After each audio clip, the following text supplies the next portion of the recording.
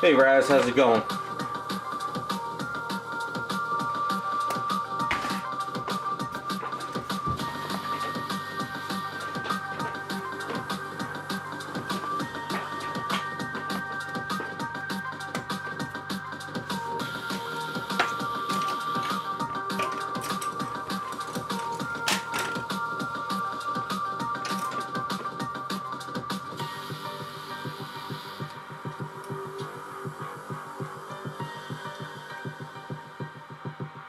Hey Gloden. Hopefully you guys are having a good Friday.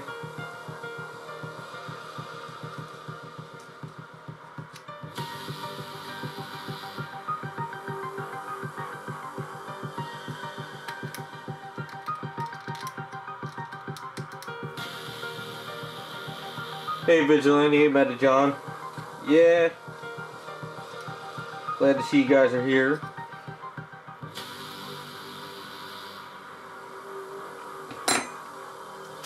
I sent out the stuff today, Meta John. So hopefully Sunday I'll get all that stuff prepped up.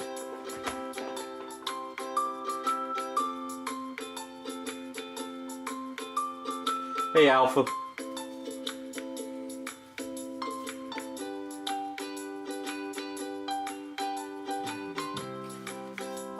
Cammy figure? Is it I've seen the one floating around where she's kicking in the air. Is that the one?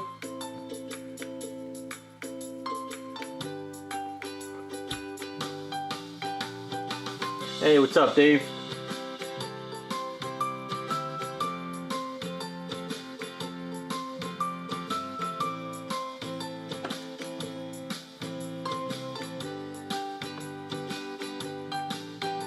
Yeah, Sunday, John. I'll get all the files prepped for you for the bases.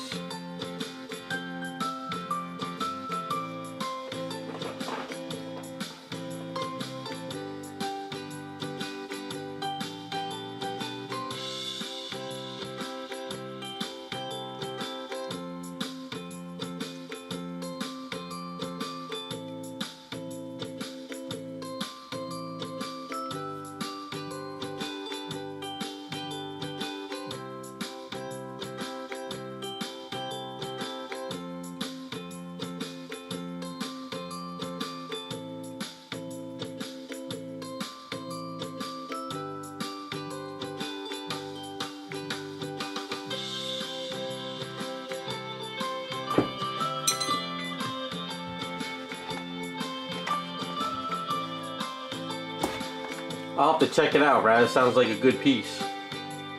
Is it was it a private commission or is it just one of these STL files you could purchase?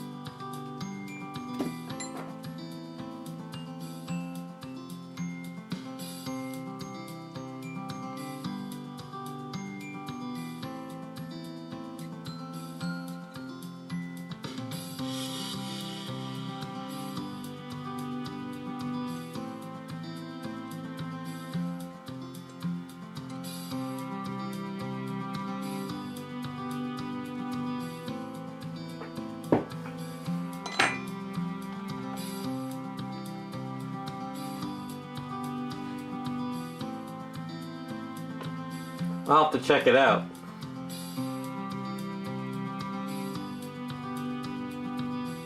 So you could print in clear resin too?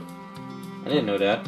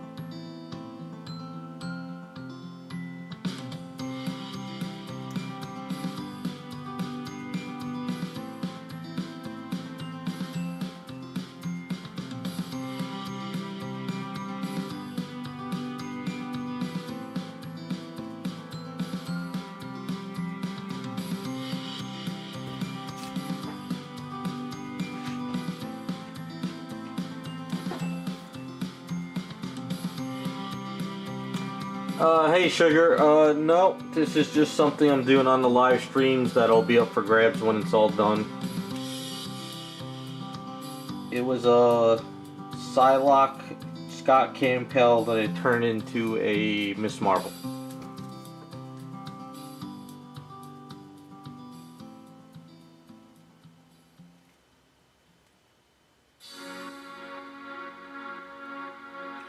Wow, I didn't know you could do that with the printing. That sounds pretty cool.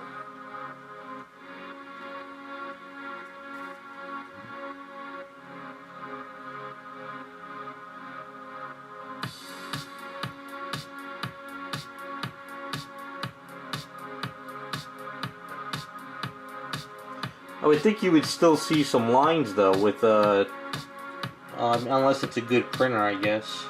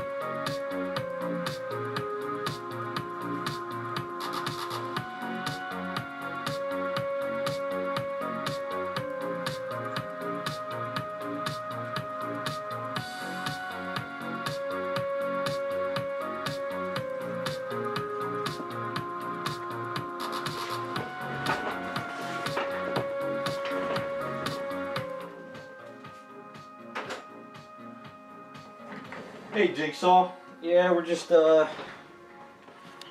hanging out, doing some painting. Let's see here. So we're gonna do up her hair. Hopefully this camera holds.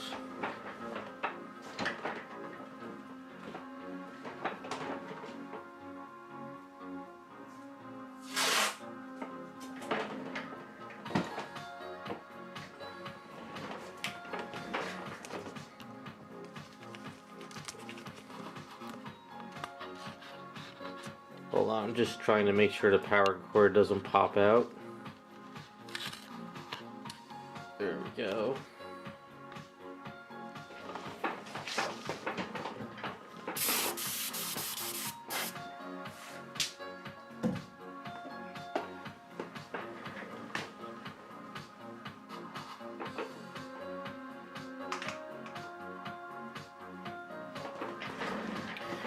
cleaned out my airbrushes before the stream, so hopefully we have no issues with those.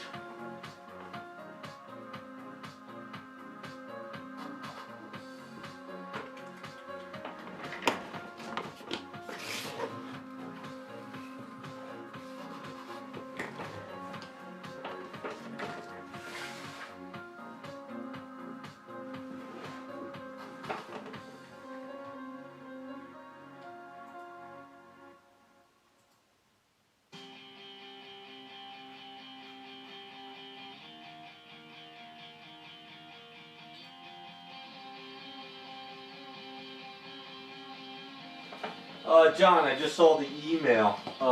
That looks actually pretty cool. I guess clear resin printing, it works pretty well. I'll have to try that out in some projects down the line. Is that translucent resin, is it pretty durable?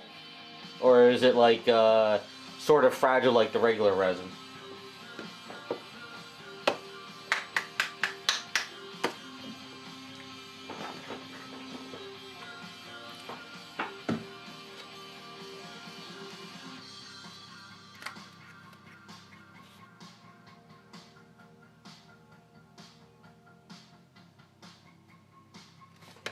Bottle's almost done.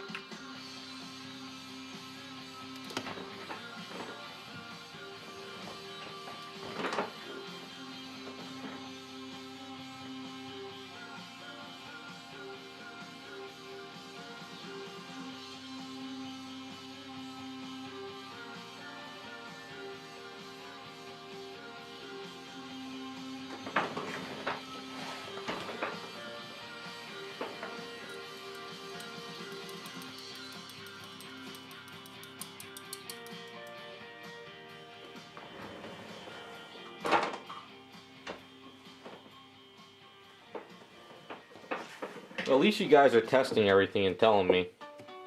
I mean, I wish I had a printer where I can actually mess with it, but...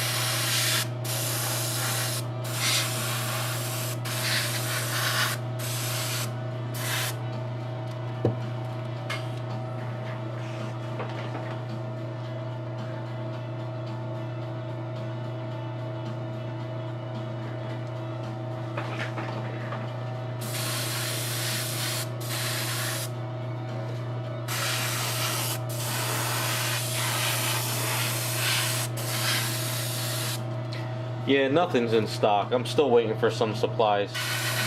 Stuff hasn't come in yet.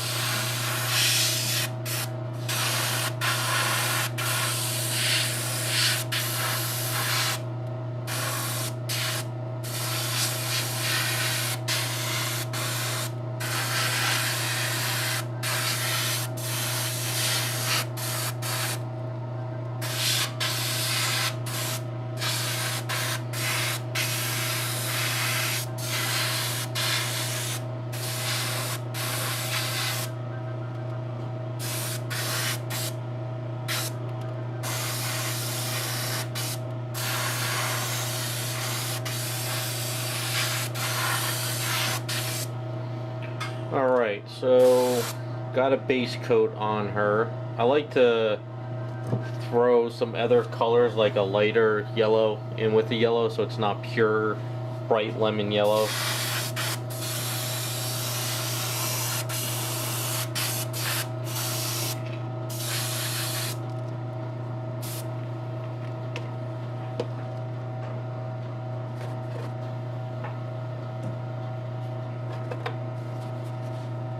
And so I don't waste the paint.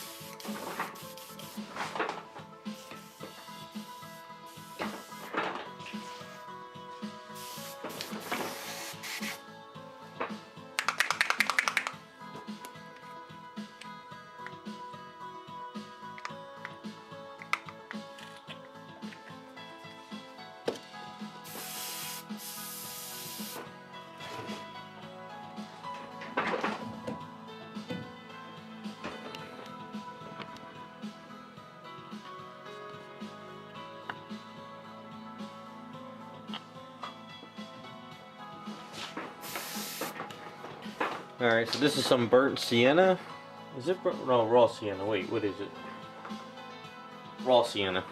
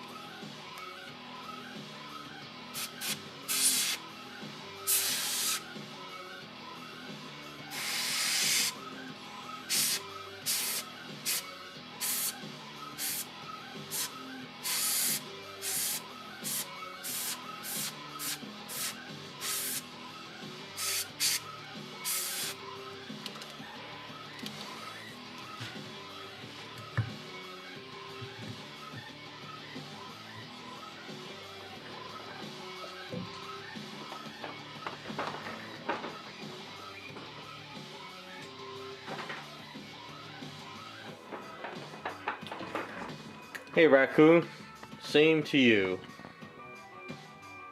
Hopefully everyone's ready for the weekend.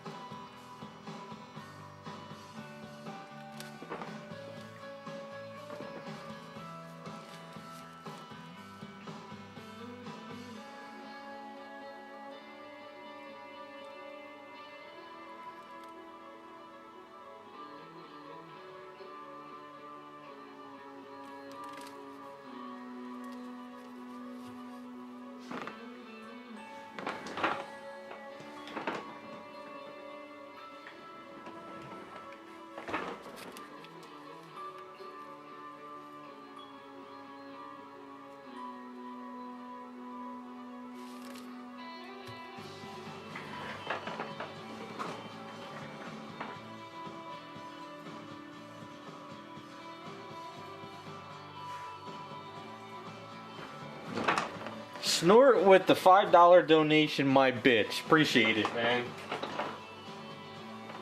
Now that is funny as hell.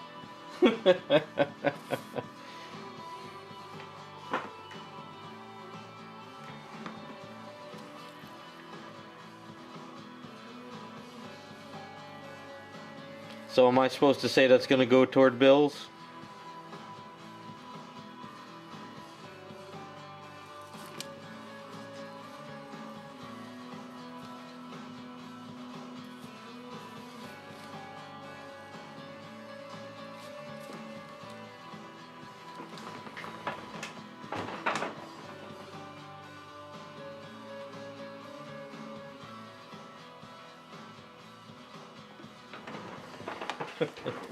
That made my day. That really did.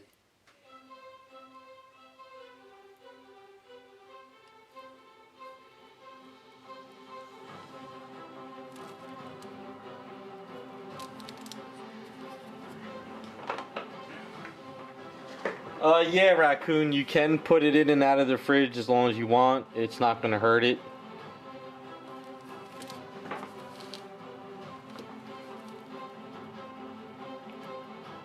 Just keeps it fresh and it's just a little bit more durable.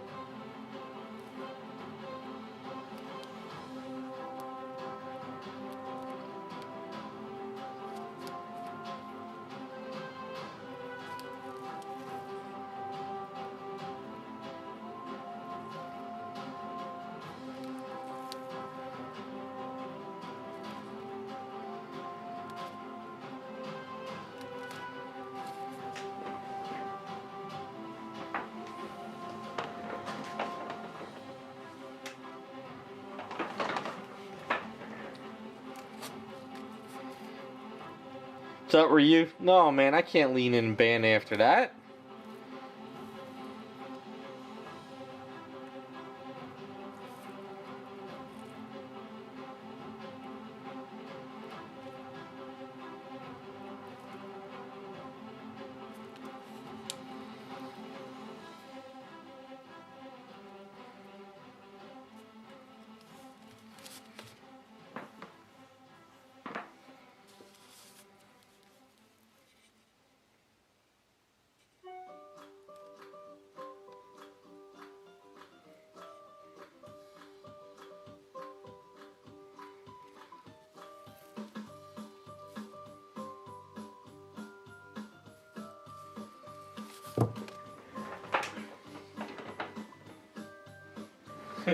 You are a clown. You really are. I'm doing good. Sounds like everyone else is doing pretty well too today.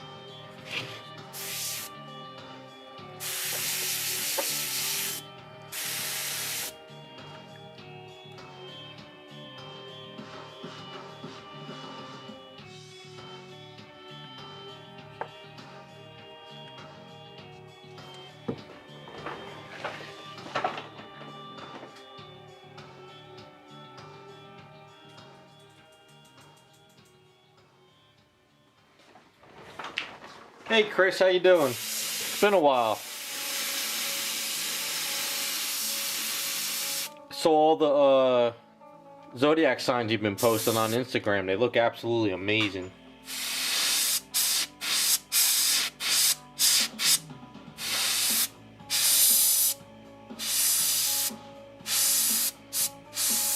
Was the Leo one new? Because I'm still waiting for you to do a Cancer one.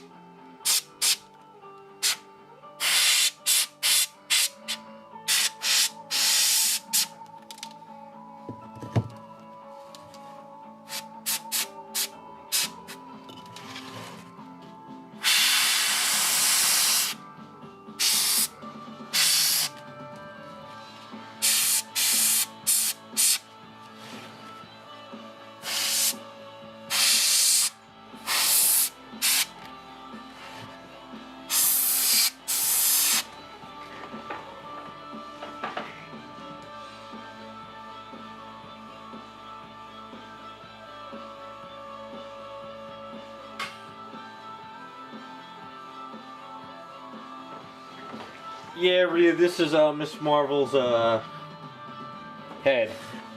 Trying to get the hair finished up. Alright, I gotta see Chris's Cancer sign.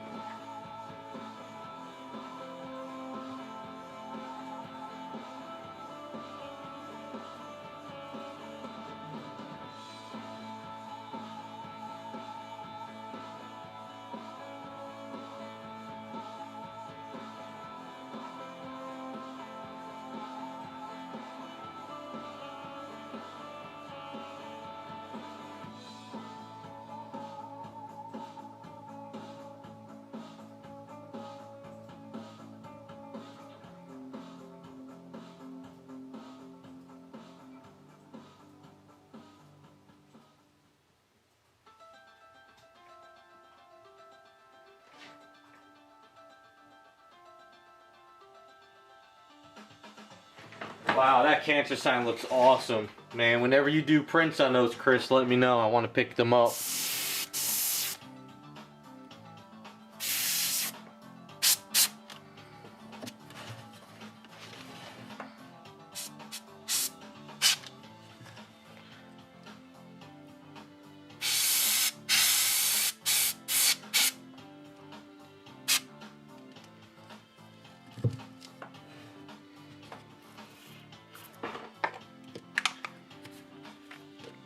They absolutely look amazing.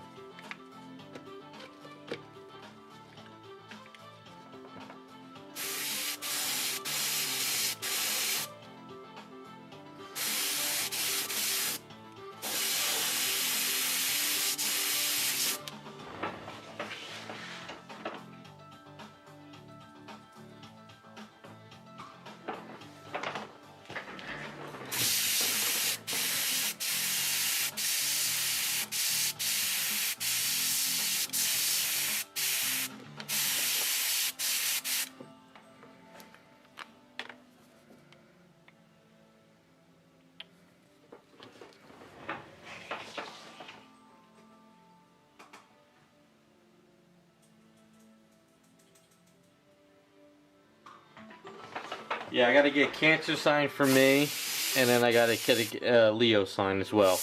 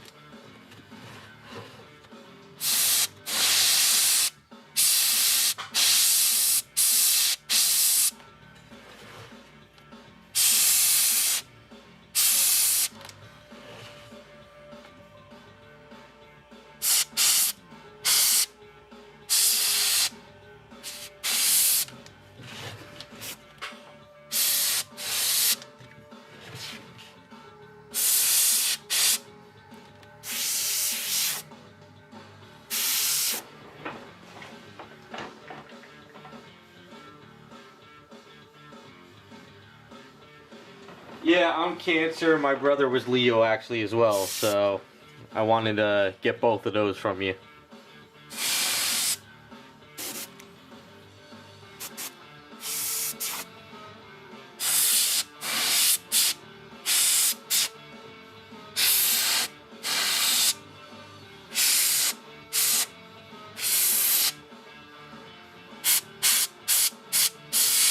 Although they all look amazing, I just don't have room for them all.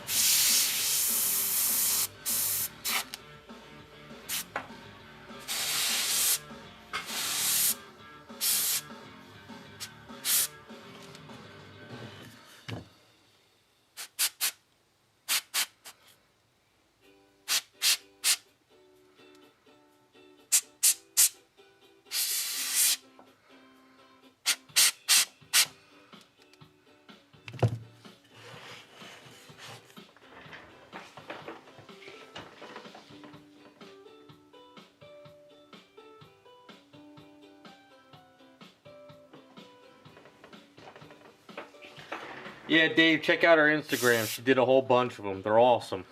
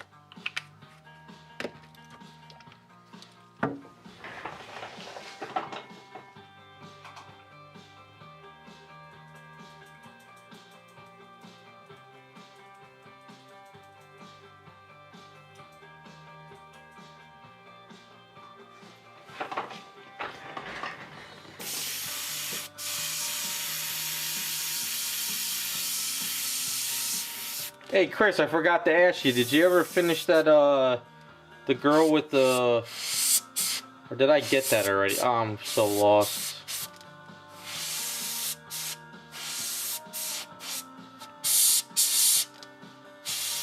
with the beer. Forgot about that one.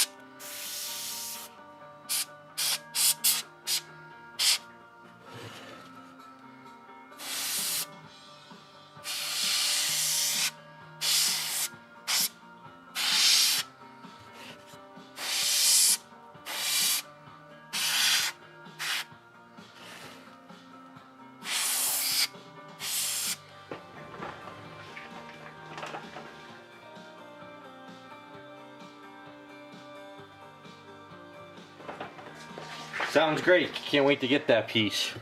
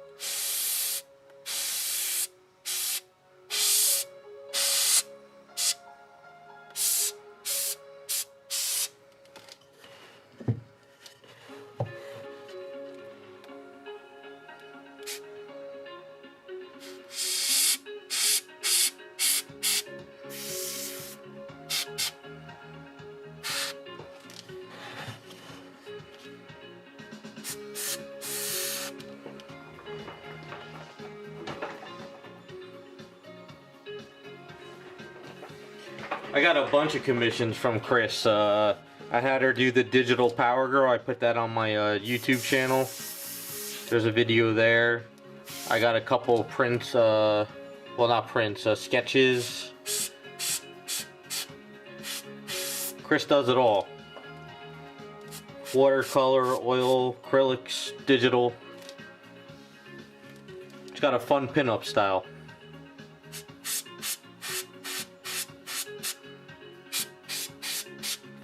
If I had enough money in wall space, I'd cover on my list forever, but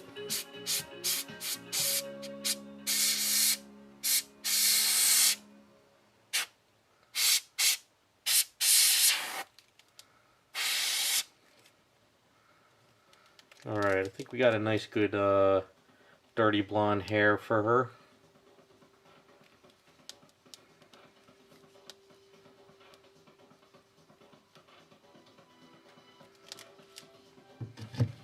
I think we'll add a little bit of a pearl to it and then flatten it down.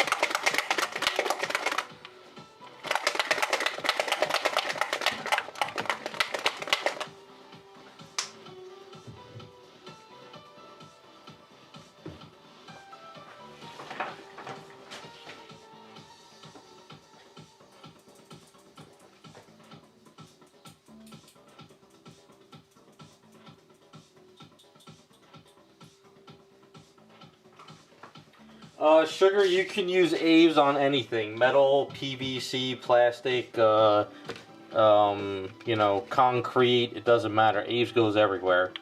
It's just a matter of priming and sanding and smoothing everything out at the end. I've used Aves on all kinds of stuff. I mean, there's even in my bathroom, the light switch is in sort of like the it's kind of in the tile slash like wall, but it was all messed up, and I didn't have anything else, so I just mixed up a bunch of Aves, shoved it in there, and I was able to put the light switch back in with no problem. And it's been there for about 3 years now. So yeah, you can use Aves everywhere. So if you put it on plastic, the only problem is plastic sometimes doesn't sand correctly, so you might just have to do a little bit of, like, you know, primer on it.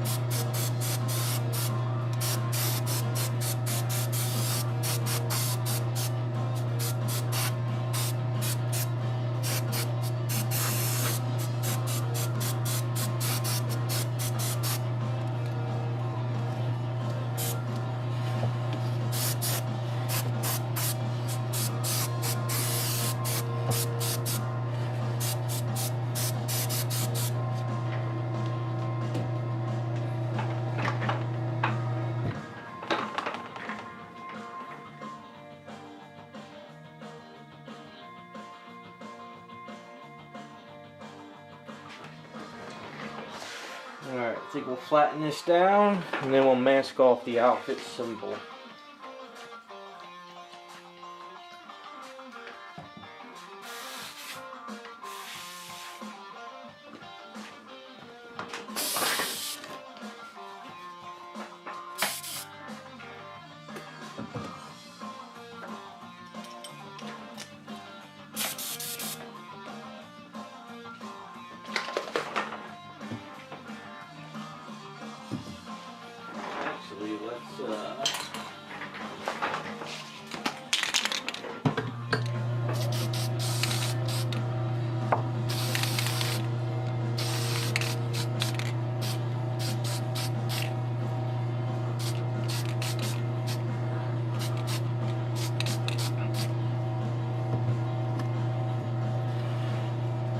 Alright, we'll let that sit a bit.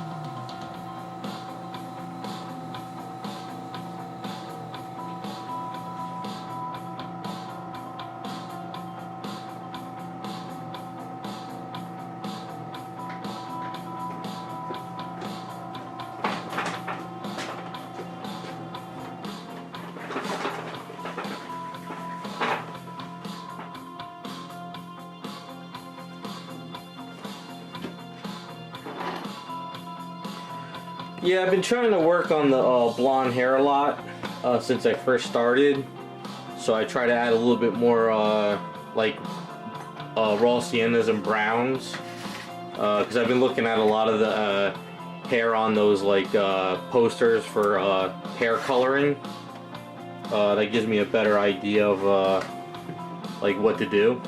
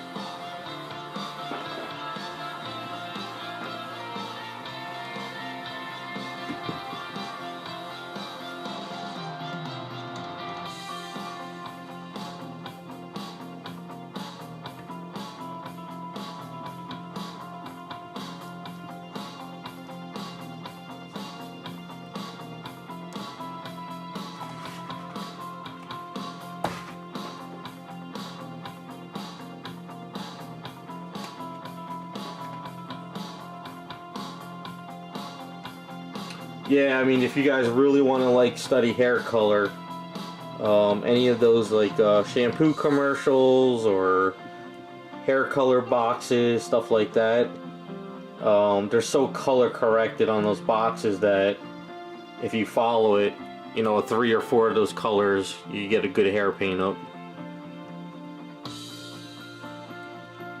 Try to always stay away from just pure yellow out of the bottle. Because hair is never pure yellow.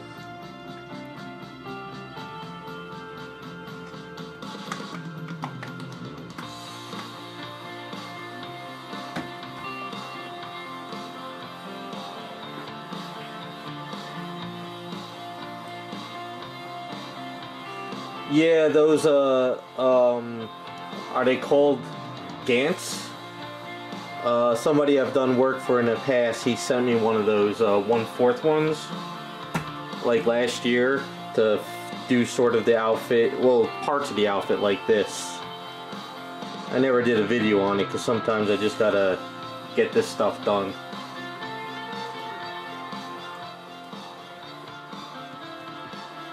But last week's live stream, if you want to see how I did this, just use some Spaztec colors, a little bit of their whatchamacallit, metallic, and then some gloss coat.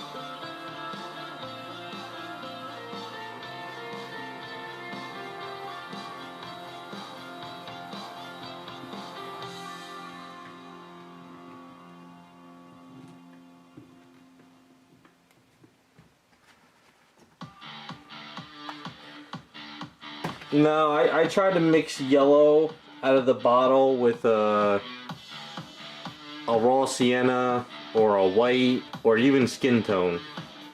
I try to stay away from pure yellow now. I made that mistake when I was really getting into painting these statues. But now just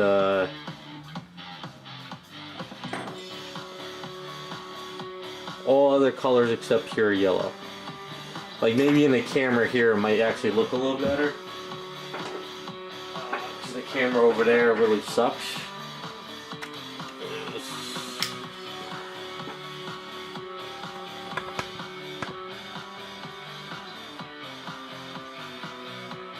So I'm not really sure how it's looking in the camera.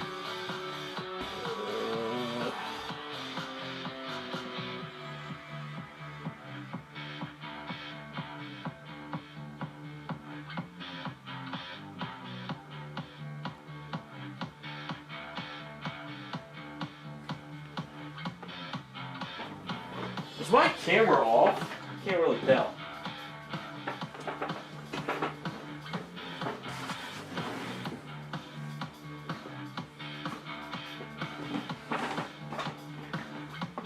I don't know if it's the sun out or if I have to set this up.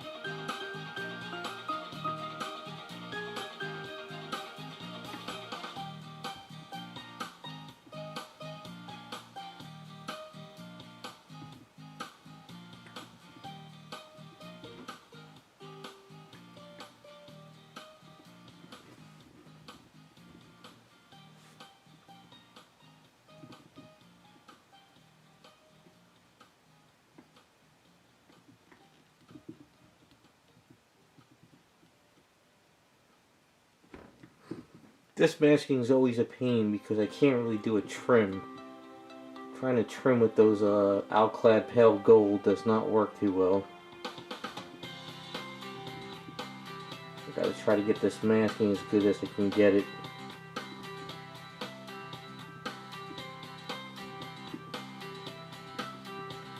Just pale gold.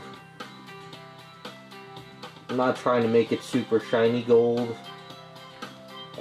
I want to keep the outfit shiny and the symbol sort of metallic-y, but not so crazy.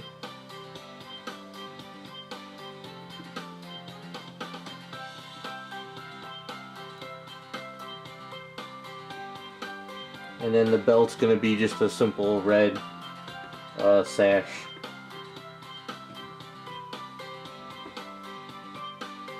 Just gotta make sure I'm getting the correct line here.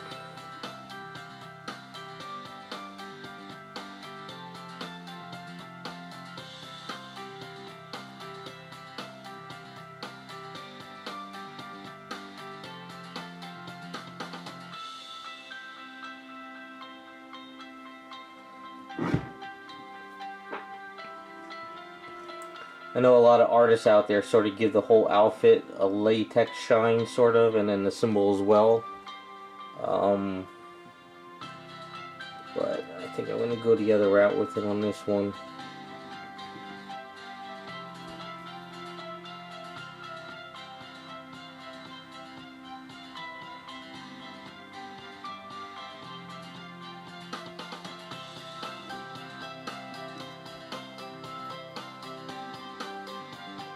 I have a funny feeling I'm still going to have to kind of clean up the edge after I'm done with it. But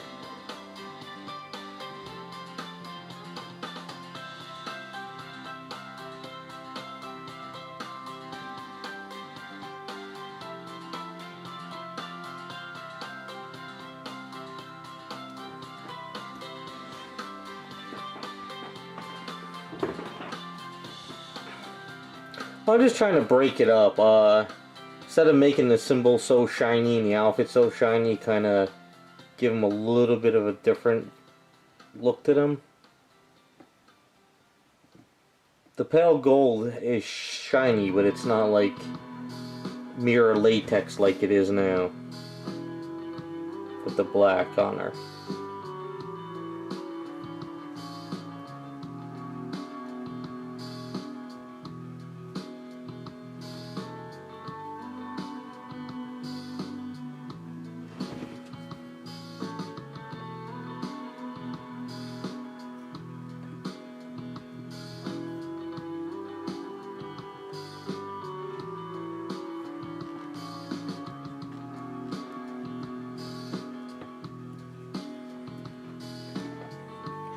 I mean, worst case scenario, if I mess up, or if I messed up the line, or it doesn't look right, I could always go back in and redo it.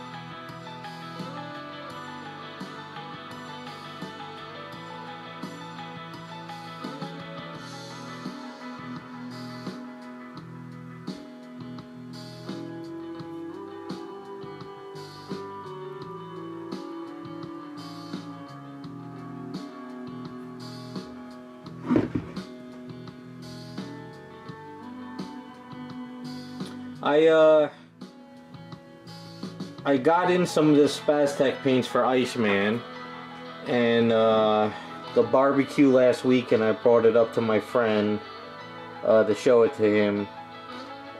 He left it at our other friend's house, but it looks like we might have found the setup for it. It all depends on, I guess, if the factory can match it. So we'll see.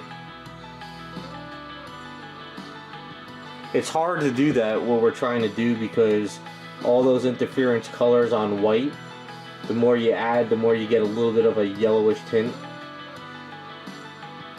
So the SpazTech Sapphire Blue came in, and it didn't add a little bit of a yellowish look to it.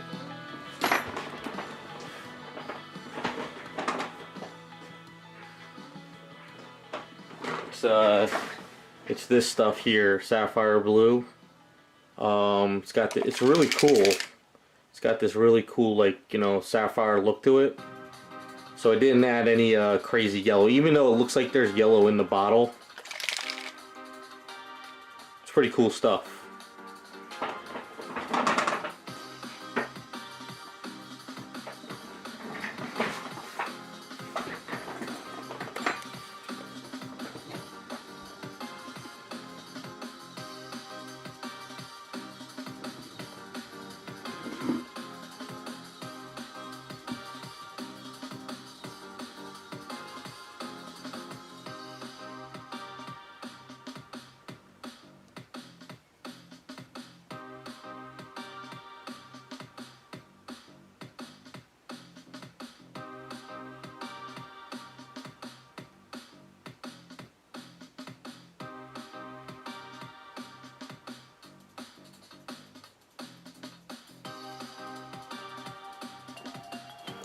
So what I think I might be doing is using that Sapphire Blue from SpazTech a little bit more on white outfits. If I use the interference blue on white, I'll have to do a test, see how it looks.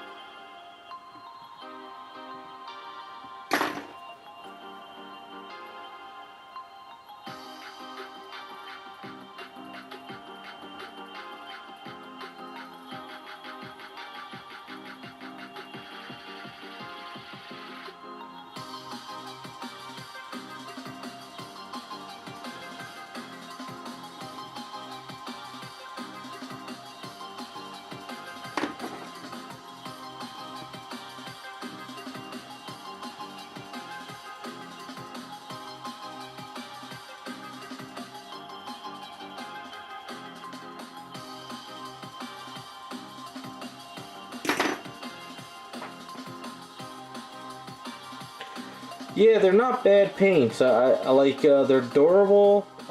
They don't have crazy amounts of smell to them. And even the canned versions come out of the can very nicely. So this is all SpazTech here. It's nice and durable. So I'm thinking about, for specific areas it's good. You know, for like skin tones, I still got to use my acrylics.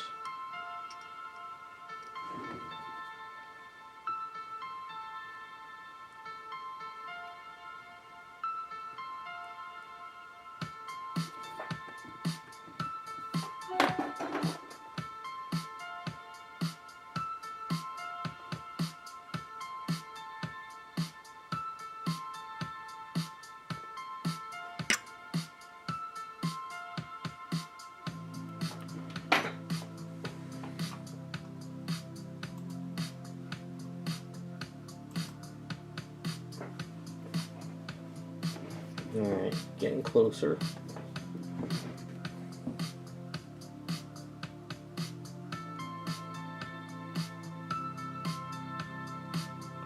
Figure I gotta keep trying different brands of paints just in case one brand goes out, or if something gets discontinued, or supplies are hard to get.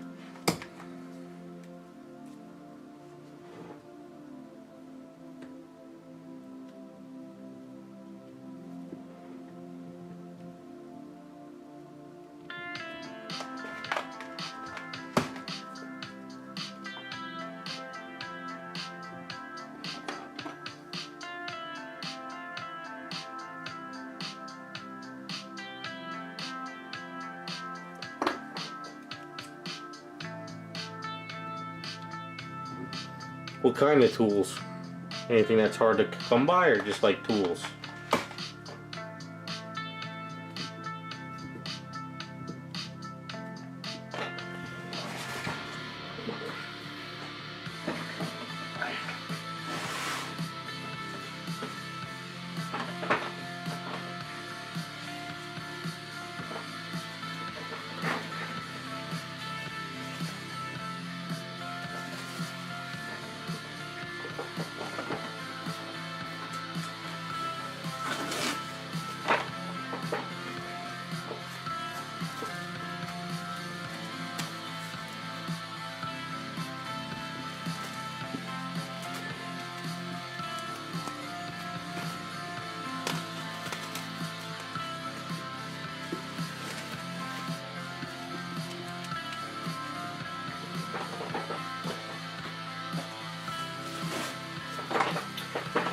Yeah, I would just go on eBay for them. I could send you a couple links later on of some of the stuff I buy. As far as dentist tools, it just dropped to $30–40 on a tool. They last you forever and they're amazing. Those cheap $5 sets are just crap.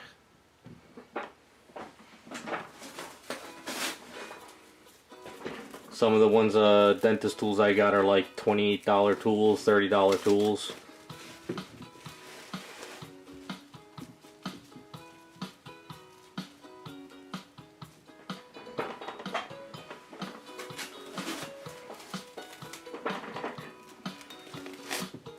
I tried asking my local dentist here if he would sell me some of his used ones or old ones. He wouldn't do it.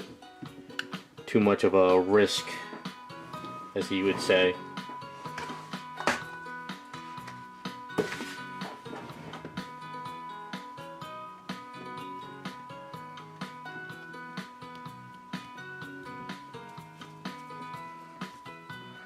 You know, I have like these tools right here. This is like my go-to tool for a lot of stuff.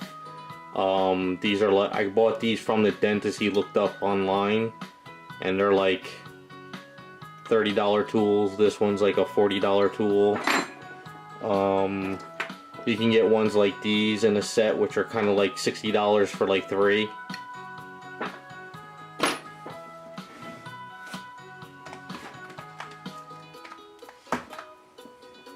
I mean, I bought those cheap ones that you probably see at Harbor Freight and also online, and they're just not worth it.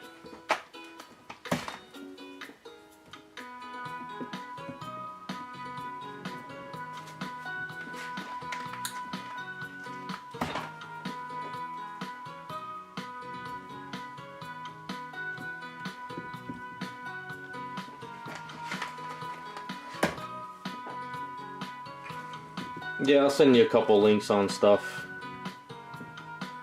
I have like 30 or 40 links on my eBay channel that I'm watching, just hoping that these guys will actually like lower the value or have a sale. And in like 2 years, they haven't lowered the value on any of them yet. I like Harbor Freight tools as well. It's just that certain things are just kind of useless. But the free scissors, the free screwdrivers, that's fun.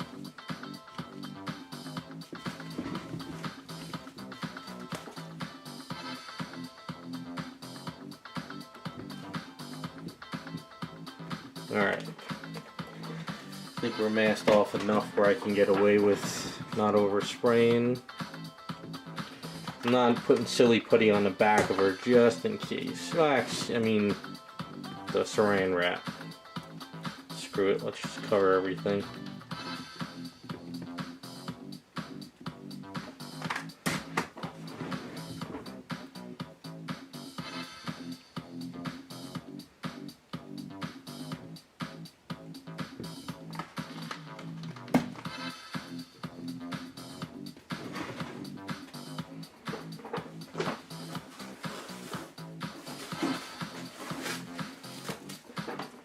I used to know a dentist when I was living up North Jersey that dude would give me all his old stuff. He didn't care. But then I moved shortly down south, and that one to an end.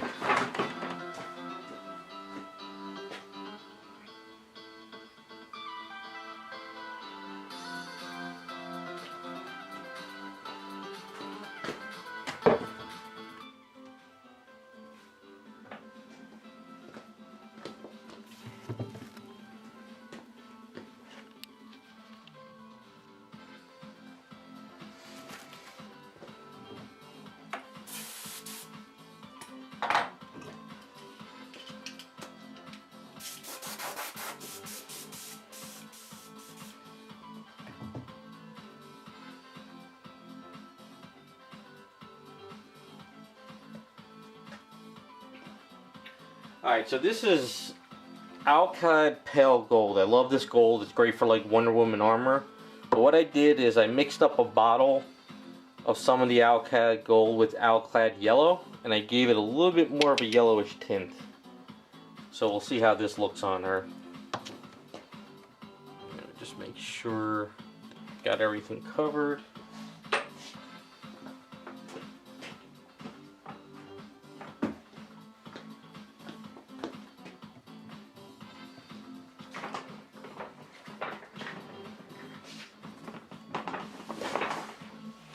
Now this stuff should stick pretty well to this clear resin, this clear coat, but just to be on the safe side, I'm going to hit it with the adhesive.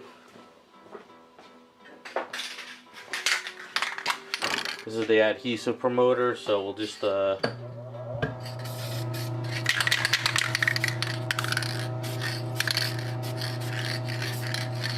make sure.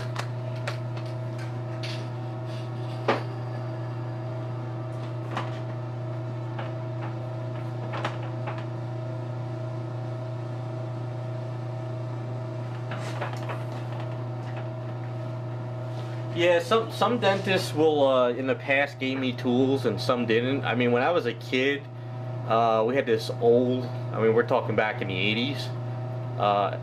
There was this dentist we used. He would put all his old tools in a box and you would get a free tool when you left. That's back in the day where, dentists gave out tools to like a friggin' 5-year-old kid. Walking around with a metal sharp object. Most of the time they were mirrors or something else, but it wasn't like, still you're handing a tool to a kid.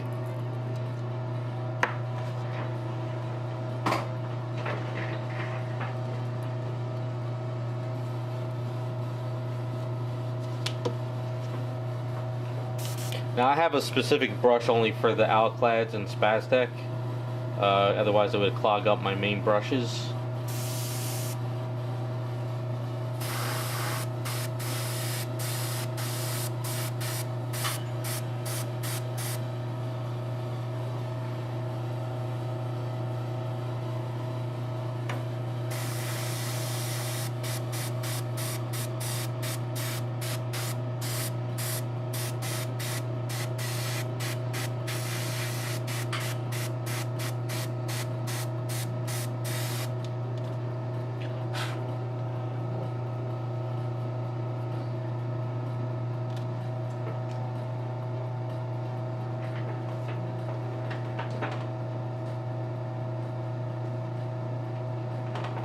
Yeah, but this dentist, he wasn't... I used to tell him I was in pain. He'd be like, that's normal. And it turned out as I got older, I found out I'm the type of person that needs like 5 shots of Novocaine to get numb.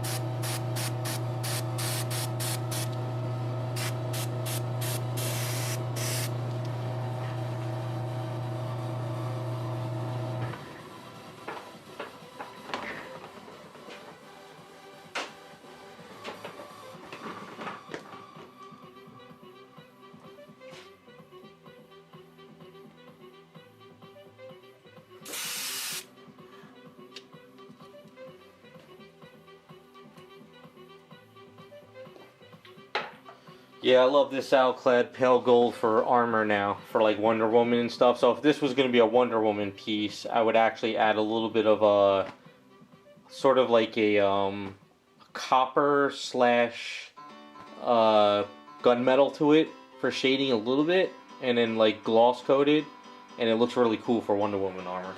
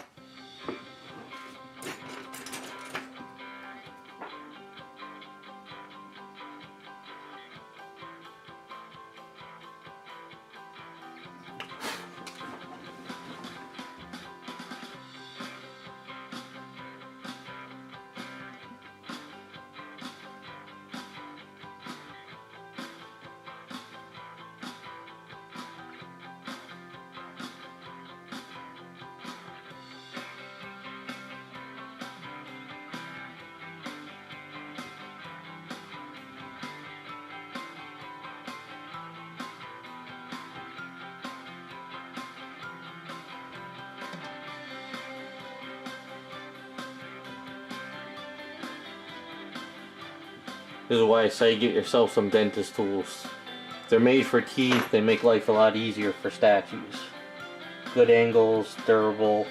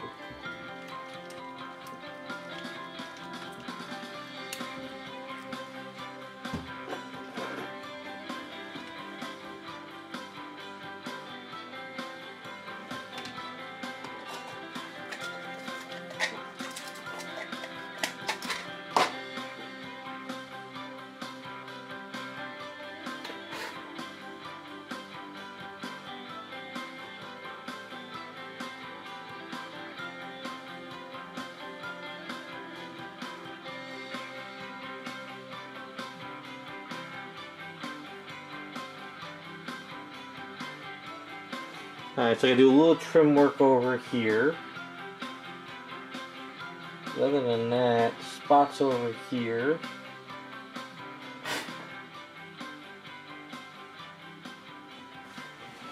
So that's why I kind of like to break it up a bit. It's a little bit pale, but it's not. I think it should work. Alright, let's pull her masking off.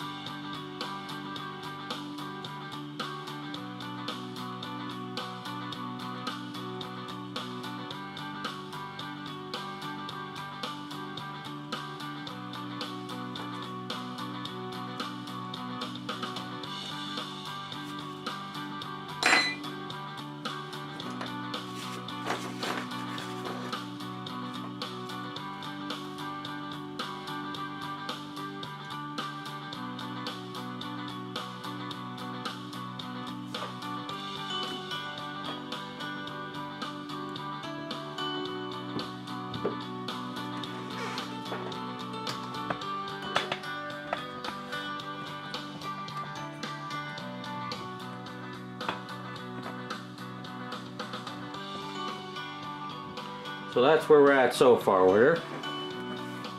So I think what we could do is work on the base. And then after the base, it's just the touch-ups, the sash, and the eyes.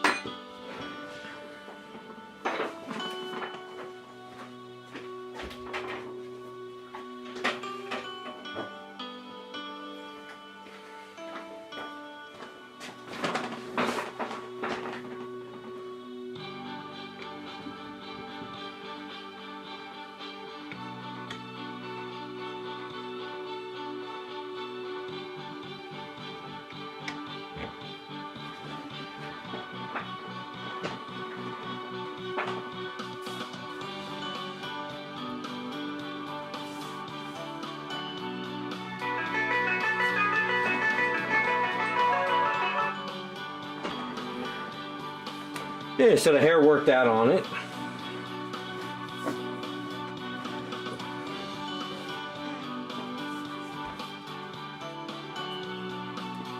Alright, so we're gonna let that set up before I mess with it anymore. Kind of creates a dust on it once it starts. Kind of just wipe it off. Alright, so I think we'll get her set up on the somewhere where I can actually start working on the base.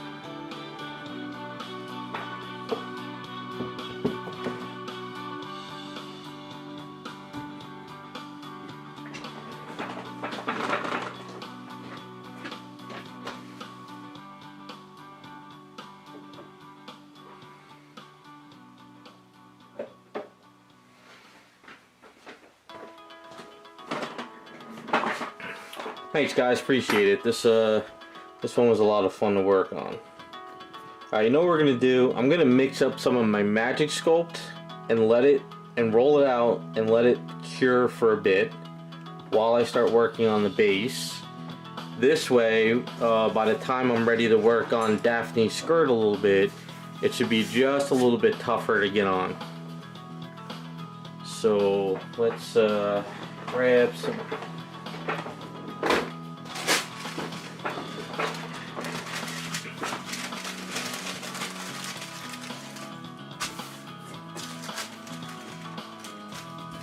That's what I like to do, is try to have a few things on hand, so this way if I have to let something sit, I can do that. Hey, what's up Matthew and Raphael? How you guys doing?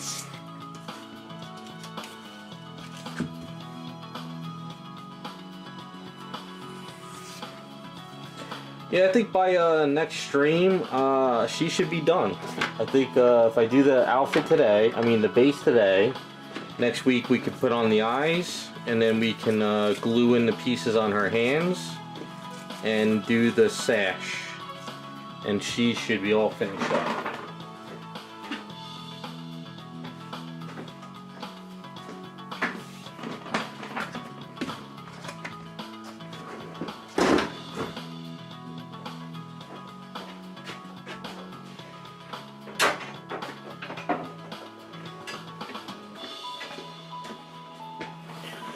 Alright, so what I'm going to do now, I'm going to mix up some Magic Sculpt.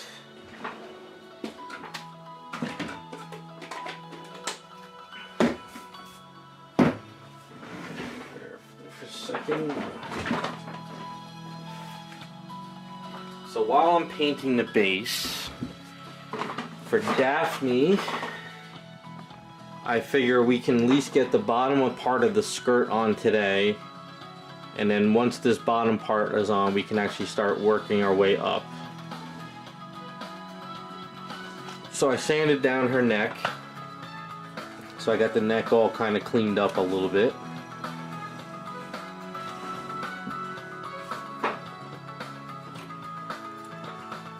And her, whatchamacallit?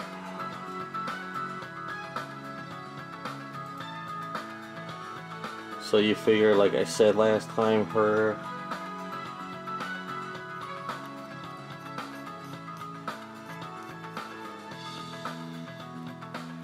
I always keep marking my marks even after I prime. I'm always kind of putting the marks back on just so I keep getting an idea where things are going to go.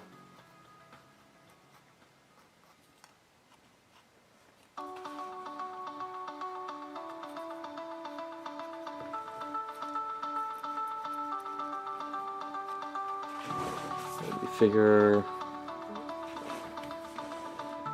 somewhere around there.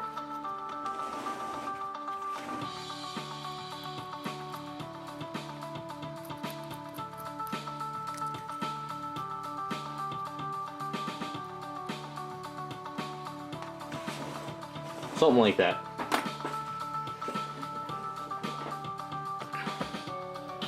Now, as far as the skirt is going to be coming down somewhere around there. So I don't need to mix up a lot of Magic Sculpt, but I need to mix up some that at least comes up to about here. So it goes around her.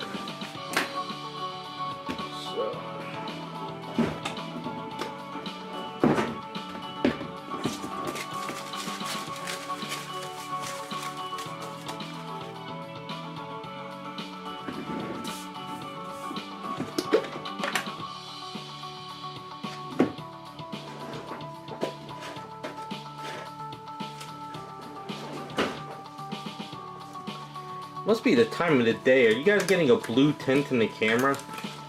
I guess when the sun goes down in my studio. So turn the light on.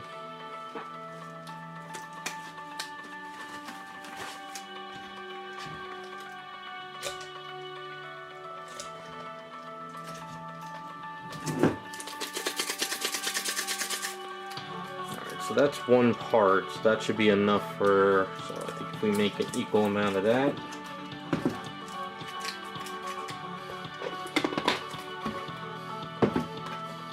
Yeah, it's got to be the time of the day because I filmed a video for Velma, and I got a blue tint in one video, and I think it was at the same time of the day. I think the sun's beating down in the room. I'm not really sure. I'll figure it out.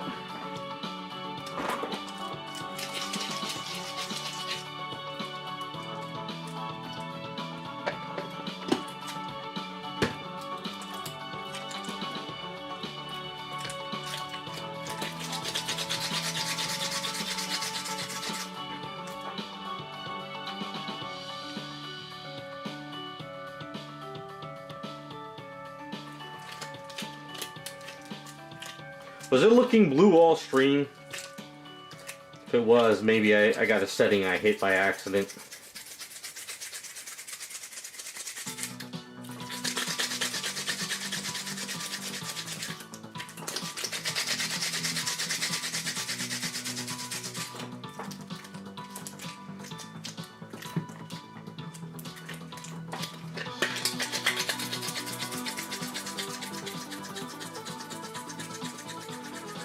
Hey, what's up, the Customizer 64?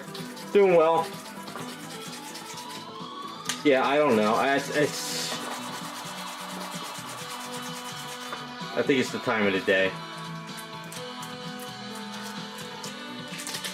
Sun's going down, but when it goes down, it beats in the room, the window on the back of me. So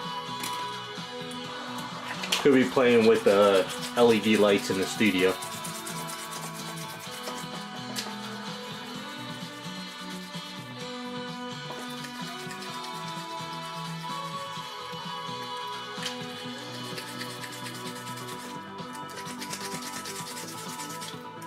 Now my Magic Sculpt that I have here that I'm mixing up, this stuff is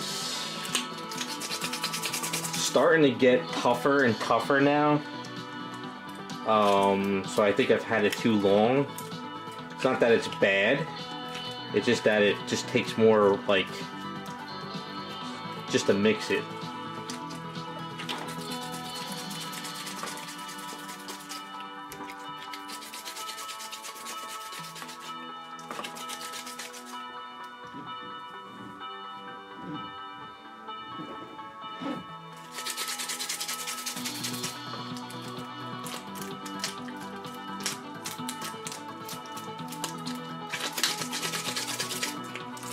See, now the camera looks a little bit better. It's got to be the wall hitting the sun.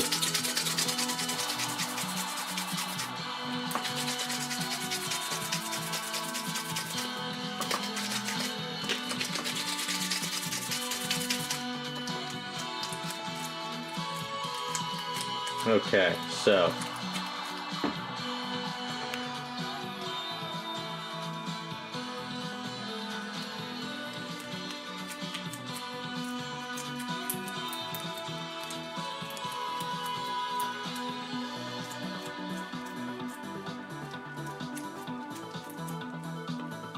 alright, I'm going to go in the garage and roll this flat, sort of cut a chunk off, and we'll let it kind of dry for a while.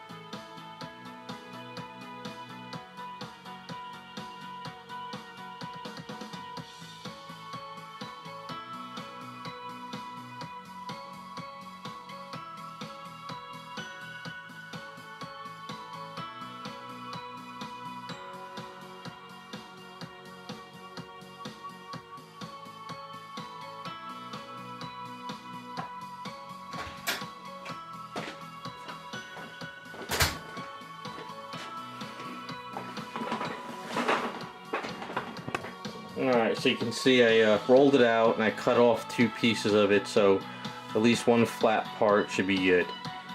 So we're just going to let this set off to the side for a little bit.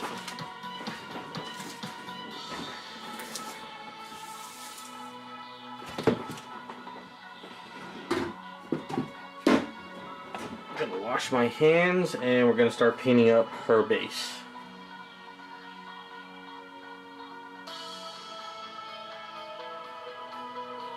Yeah, it's the sun hitting it. It's set up for fluorescent lighting, and I have the white balance and all, but I think it's when the sun hits it in the studio. Now that I have fluorescent, not fluorescent lights, LED lights, it sort of reacts to it. It's weird.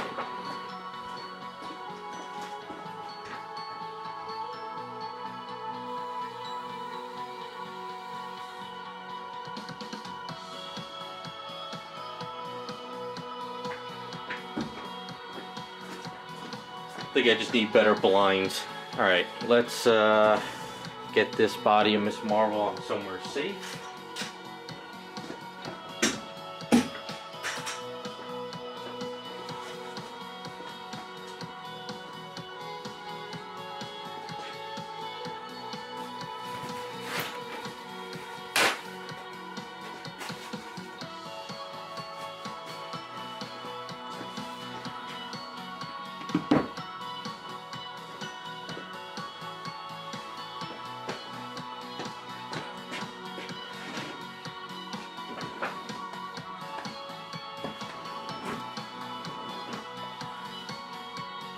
And I always try to plug up any of these holes so I don't get too much stuff caked into them.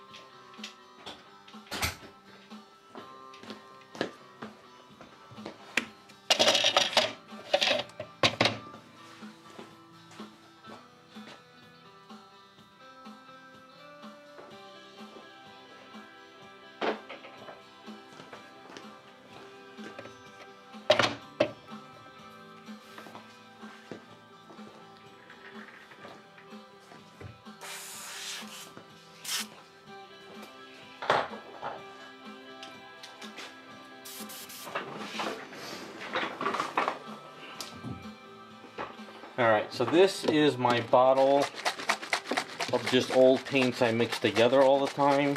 Just throwing stuff in here. So it's kind of like a grayish, weird color. So we'll use this on sort of the top of this.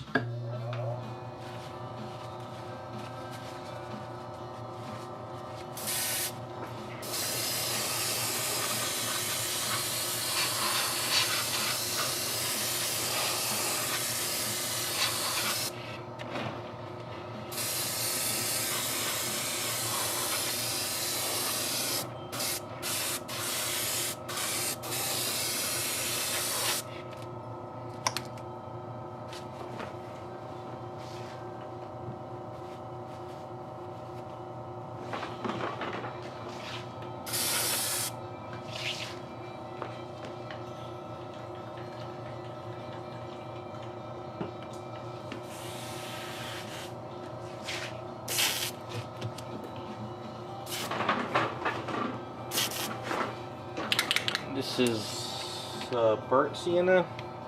If there's any left in the bottle. Yeah. And what we'll do is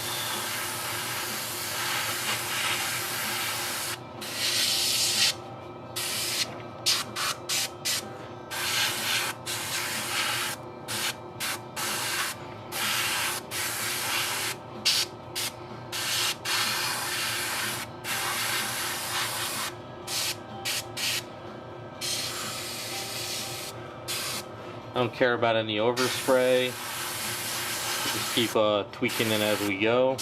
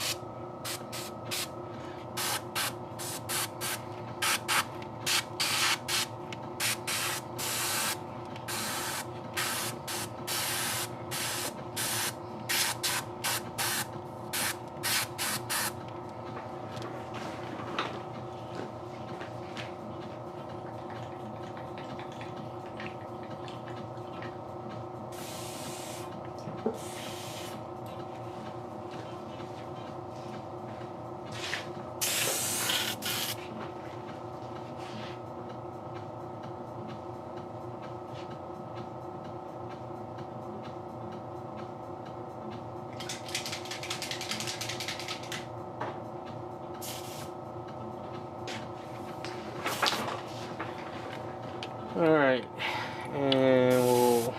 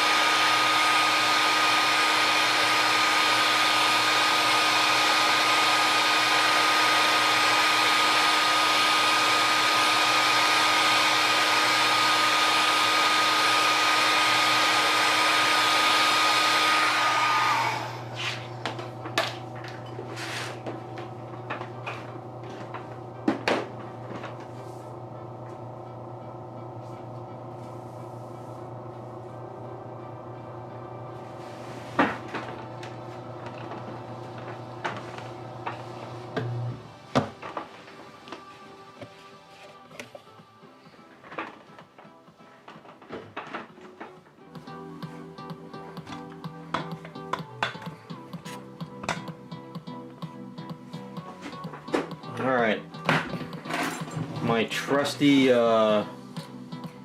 container and paints still from art school. I still have these. I didn't use all the tubes yet. I added some new ones, but still got tubes from 1995.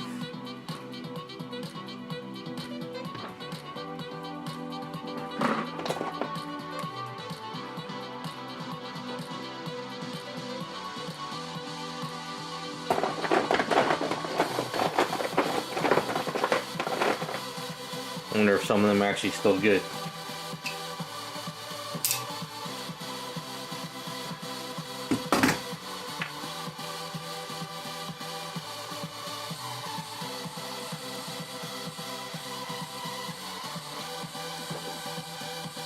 I think that one's dried out to the point where it's no good. There's probably, since 1995, there's tons and tons of paint on this thing. Still going strong.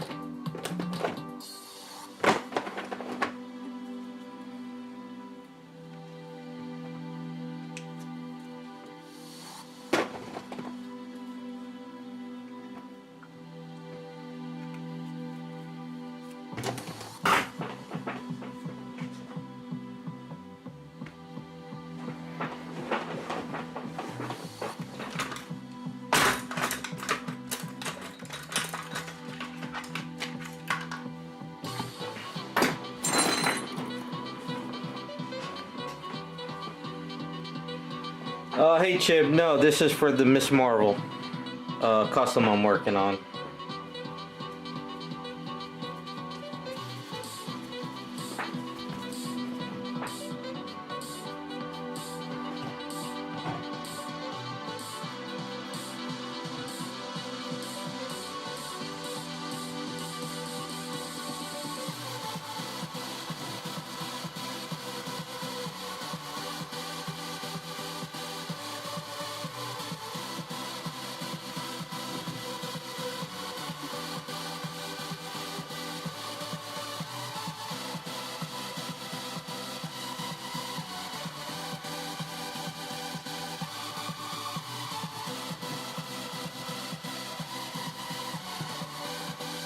Well, you must be proud of him, Chris. Wish him all the best being a police officer out there.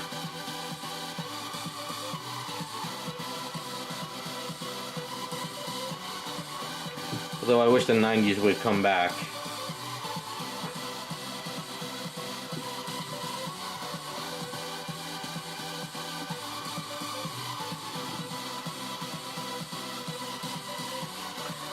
Oh, Chip, this is actually sculpted from scratch. So this is sort of like a play on from the Miss Marvel from Sideshow. It's kind of like how I kind of sculpted it. I did it a few streams back. It's in the archives.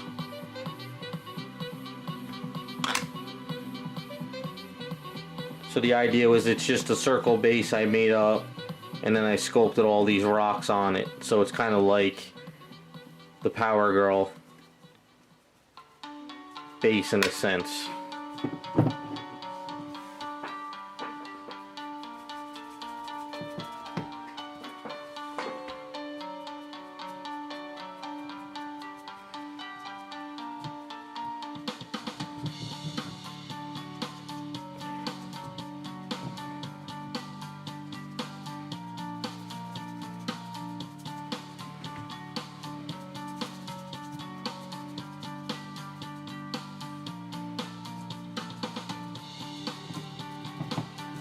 Just something simple for Miss Marvel Custom. This was just a lot of flat A's pieces I had, so I kind of added freeform air to it and make it look like she's kind of smashed up base under her feet. So hopefully by next stream it'll be all finished up.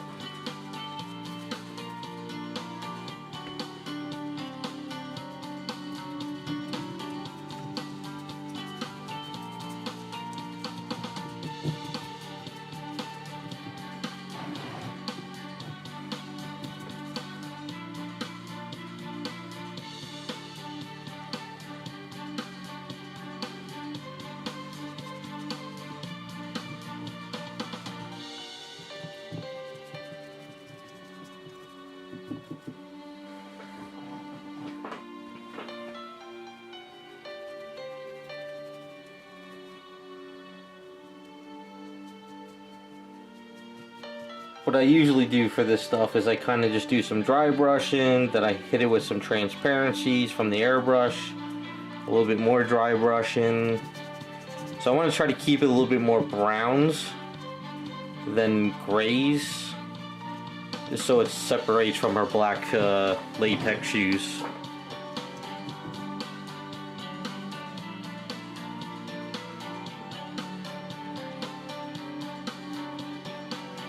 And the good thing about this stuff is you don't have to really think about it too much. Adding all kinds of colors onto this and washes will just help make it look all messed up and dirty.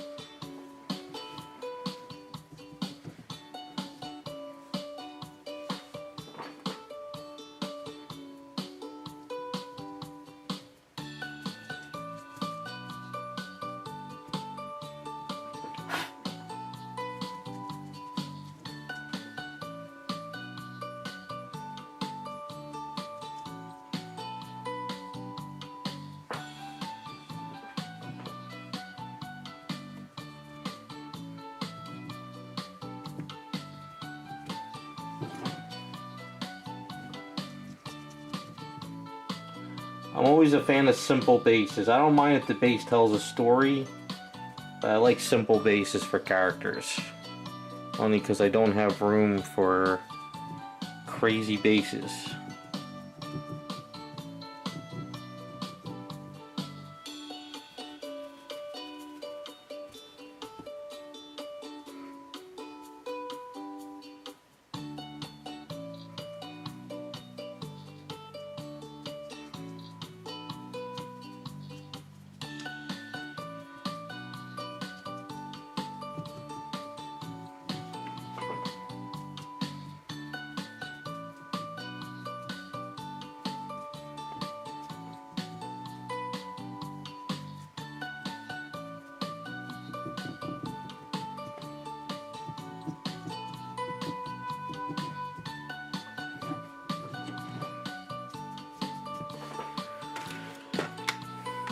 Take the light off, maybe that'll help see it a little bit better.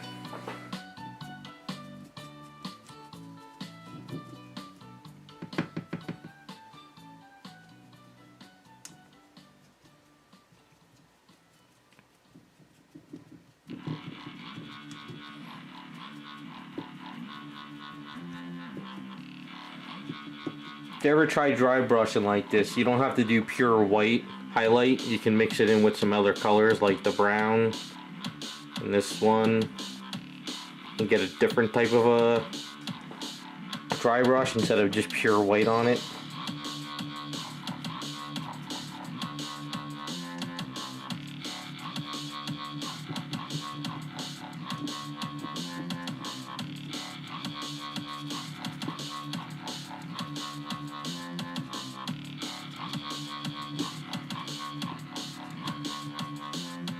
Alright, so at this step, go back to airbrushing.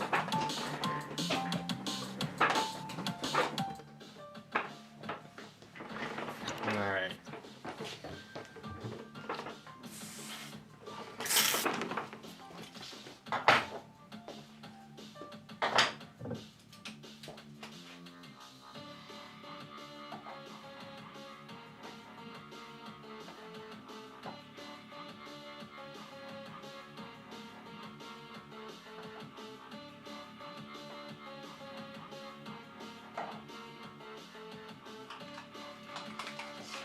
I am out of my ocean blue, but We have some medium green transparency. So what I like to do is just kind of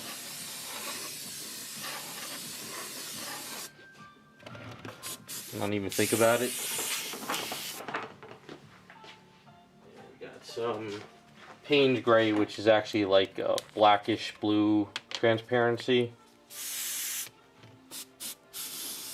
Go back in there, hit it again.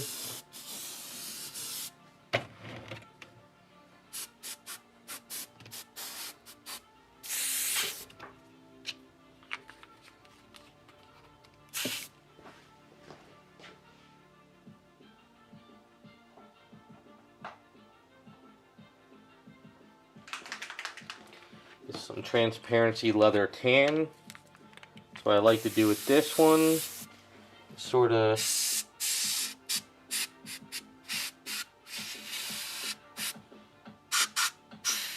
darken up the edges.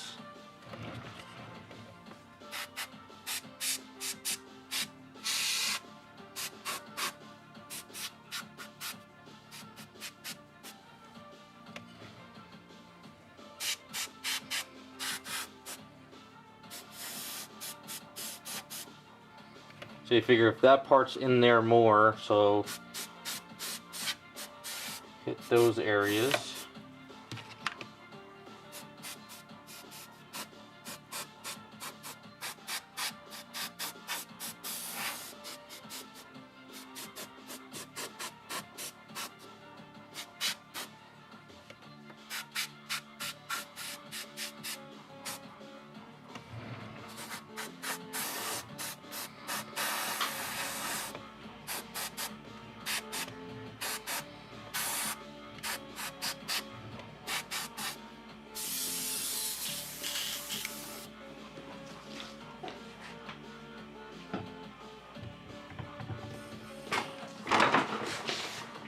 Okay, then we go back to some dry brushing.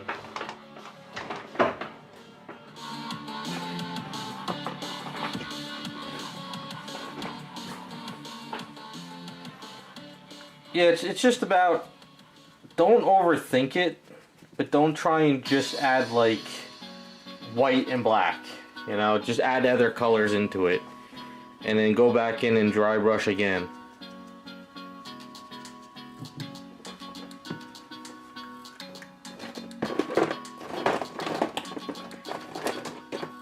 Basically just let you have mistakes in it. Don't overthink it.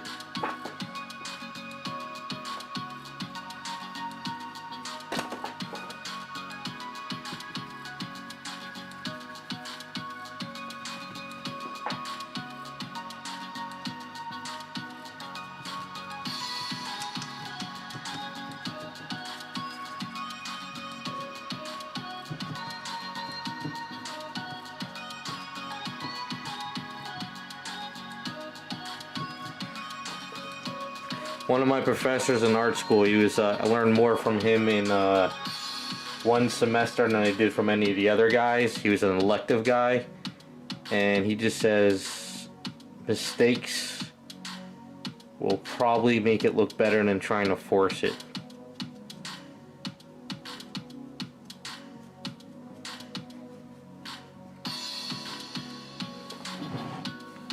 And if you look at a street, you know, if you look at your street, if you look at slate, you look at anything, it's not just black and white. It's got greens, blues, all kinds in there.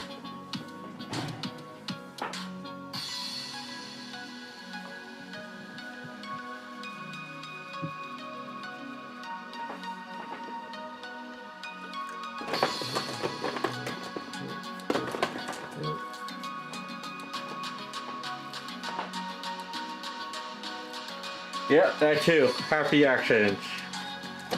It's always a good term for it.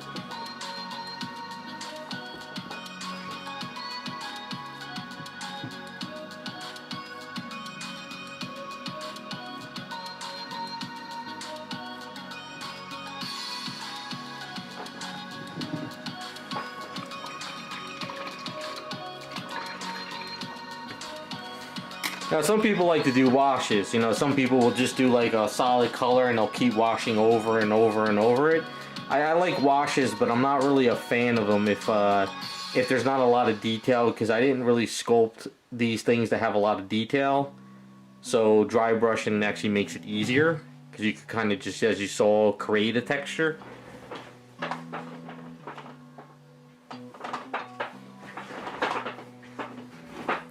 But we do have transparency leather, and what we can do is sort of get into some of the deeper areas a bit.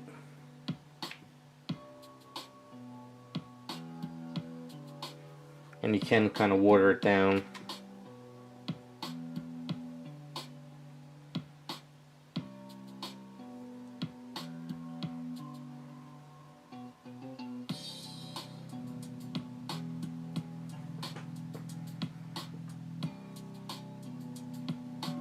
That's actually kind of why I like the Garage Kit's transparencies, because sometimes they're not perfect through the airbrush, but doing a wash like this, they kind of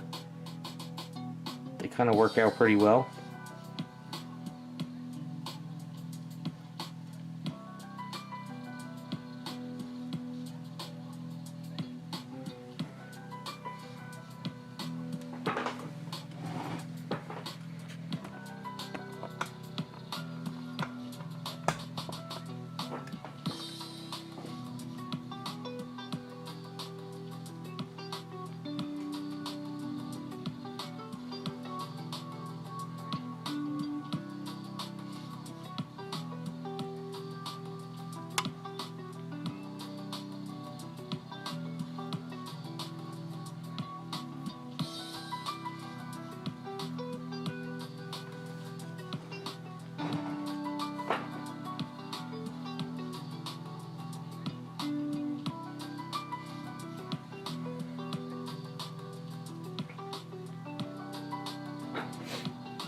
Yeah, I think I'm gonna try some of those golden high flow again. I remember when they first came out, I hated them, but I think I'll go back and give them another shot.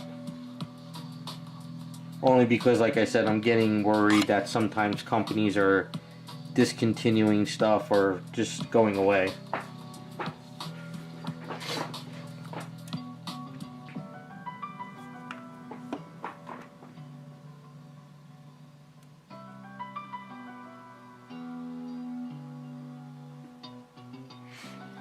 Hey Butterfly, how's it going?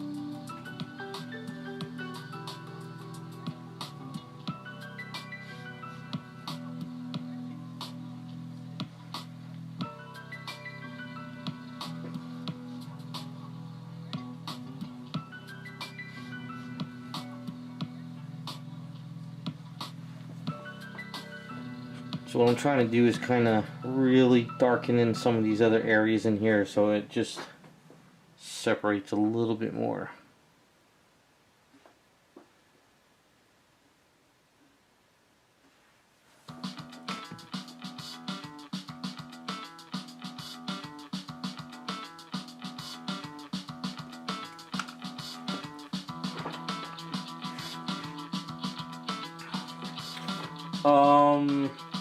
You mean sanding eaves like I sand in the garage with my shop vac?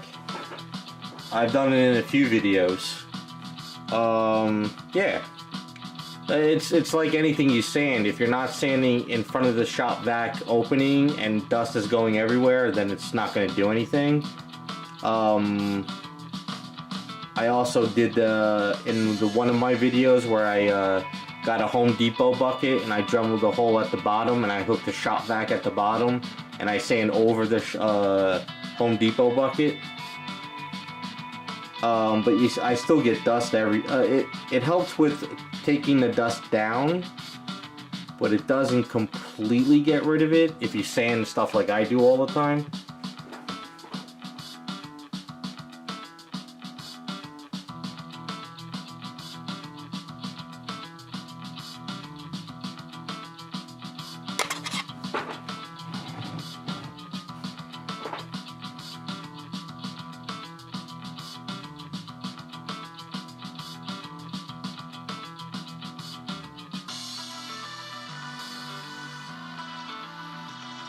I don't sand in the house at all or in my studio. I make sure that whatever kind of sanding I do is always in the garage.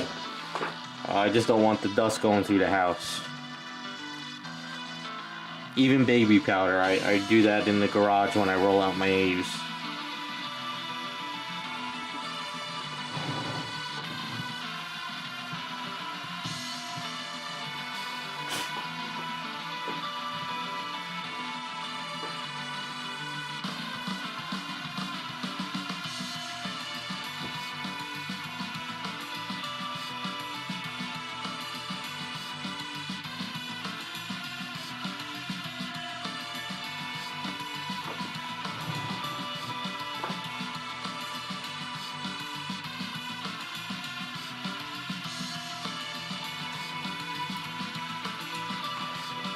Alright, let's spray this down, and I think it's pretty straightforward.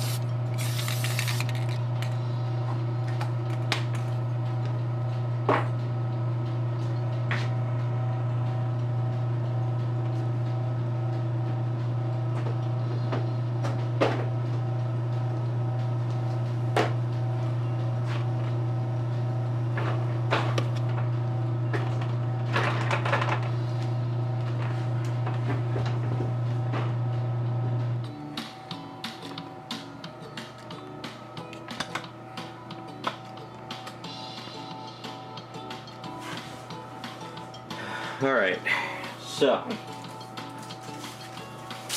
this might take 2 tries or a few, but we'll see how this works out.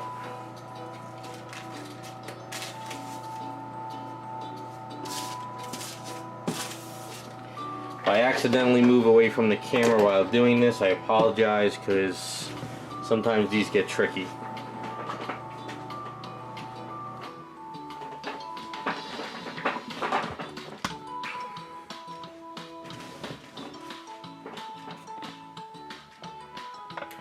Gotta just do this so the camera's not in the way.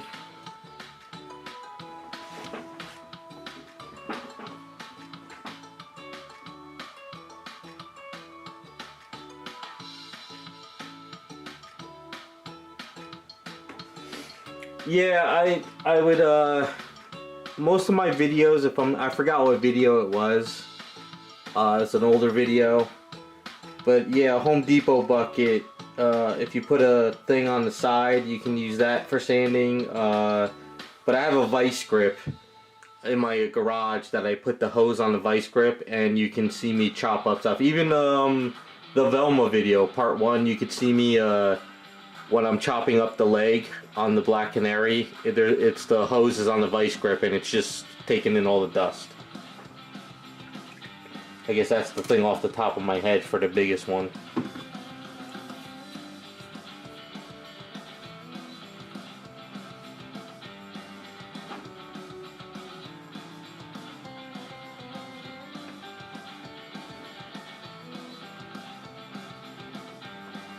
Alright. So you figure it's gonna go like that. You know what? Sadly, you've got to go up top while I'm doing this.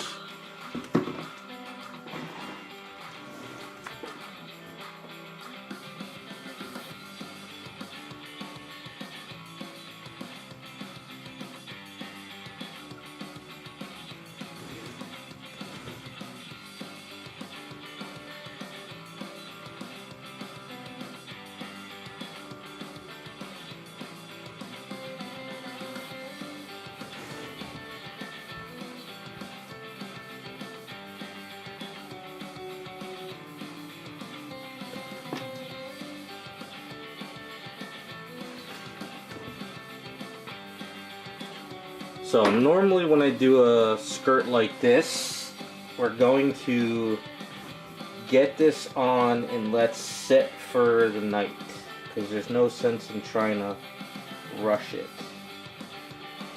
So it's going to go right under the crotch area, pretty much. A little bit more.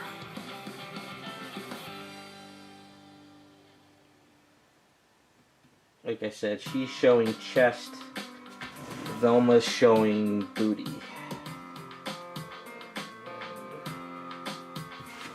Alright, so let's cut this off.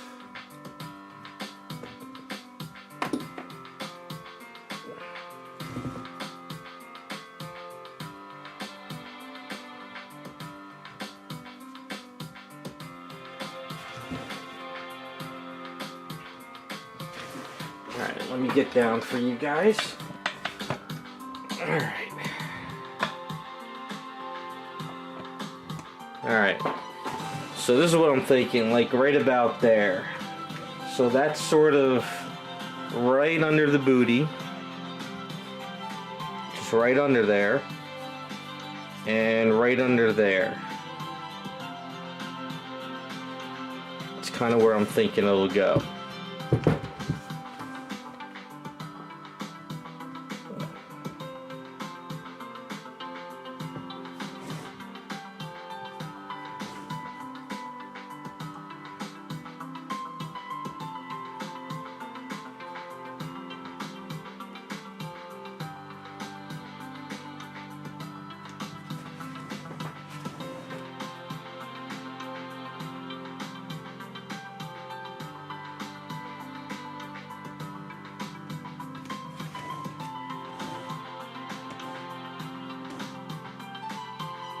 I think a little bit tighter underneath the booty. I think it's, she really shouldn't have it loose, what I'm going for. So I'm thinking tighter look. Yeah, so this way we get a little bit of the curve, and it sort of goes to where we want. Now I'll shape some of this down when I go to sand. But I think having that little curve is going to help set it a little bit better. What do you guys think?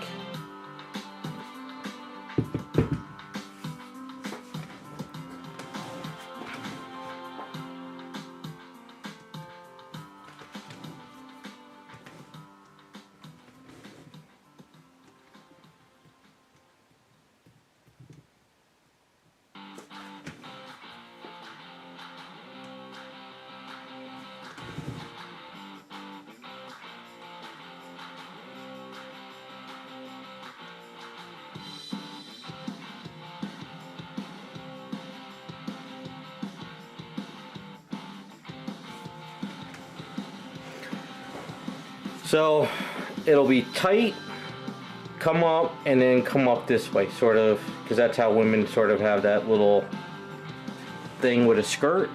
So thinking this, what'll happen is I'll probably chop this up a bit. I need to keep this straight. In here I'm not too worried about, but I could kind of play with it for now.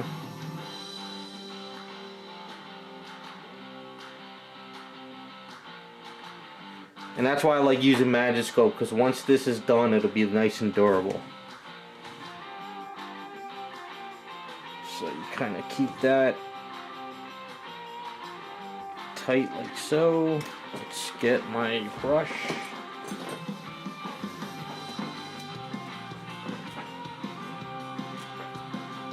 And that brush is shot. Let's get this one. But yeah, Magic Soap is great for something like this. It's it'll cure up nice and durable.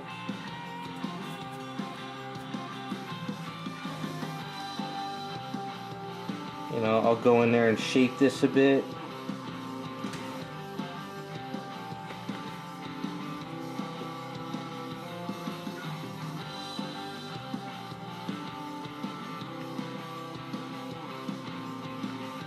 Because she's definitely going to have the pink pantyhose or stockings or whatever you want to call them. Yeah, but this will get shaped up a bit. Now usually when I do something like this, I just kind of squeeze it and then just sort of cut it.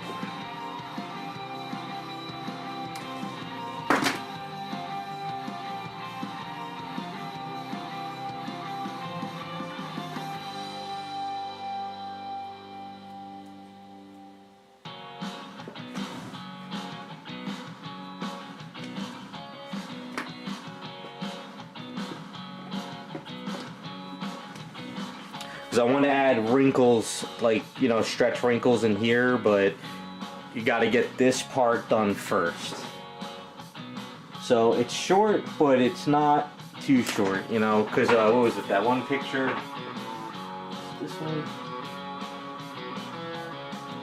Sort of like that, you know, that picture right there that I put out with the cosplay girl is a little bit lower, but we don't want to go that low with her.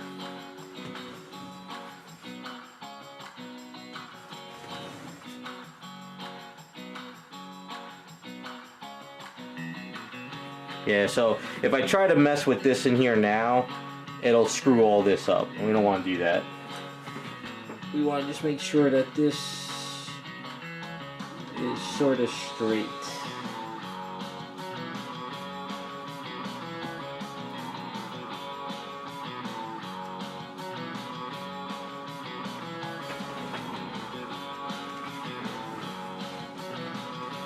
Yeah, that should be good.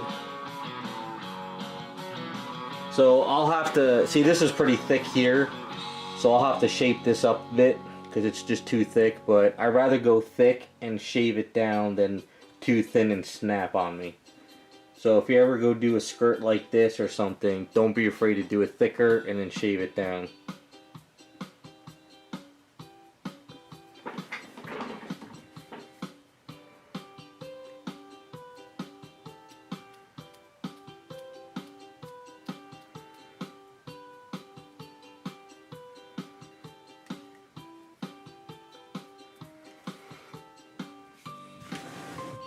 Now we have a little bit of Magiscope left, so I think we could try to do the chest area too for her skirt, shirt.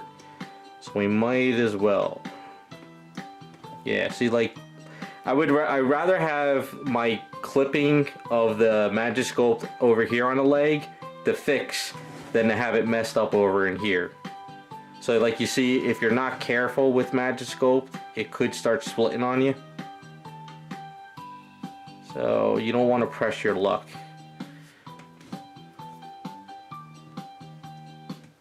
Kind of.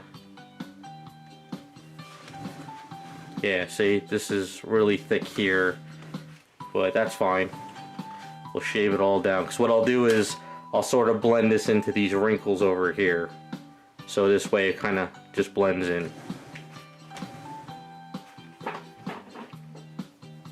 Alright. So let's grab the Magiscope, and what we could do is maybe we could put a piece right here for now. We'll see if that works out.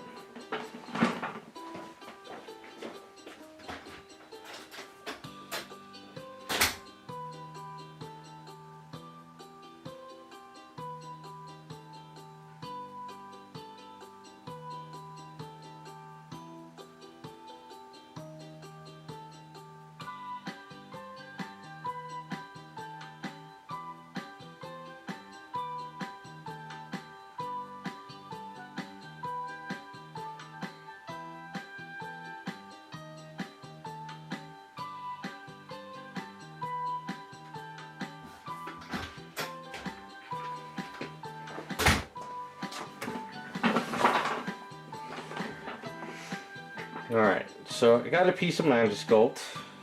I cut it down. So that's a little bit too long and thick. So you figure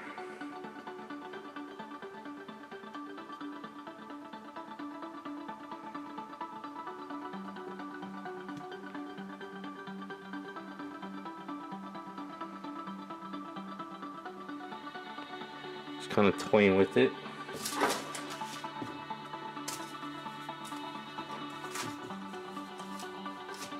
Just gotta be careful not to mess the skirt up. So if you do something like this, just keep an eye at what you're doing.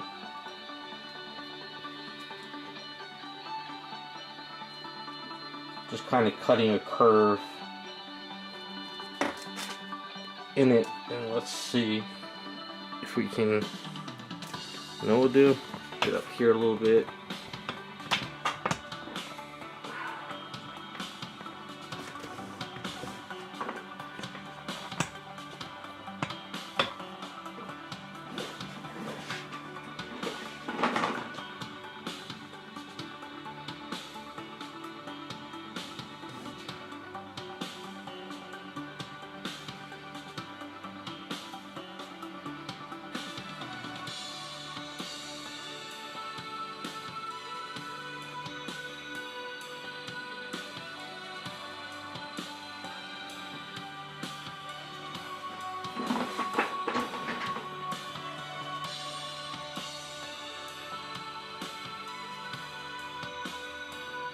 Alright, so I'm kind of looking at it straight on while you guys are sort of got the upper view.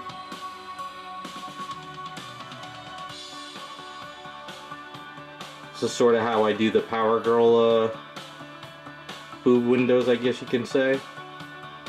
Sort of the same way.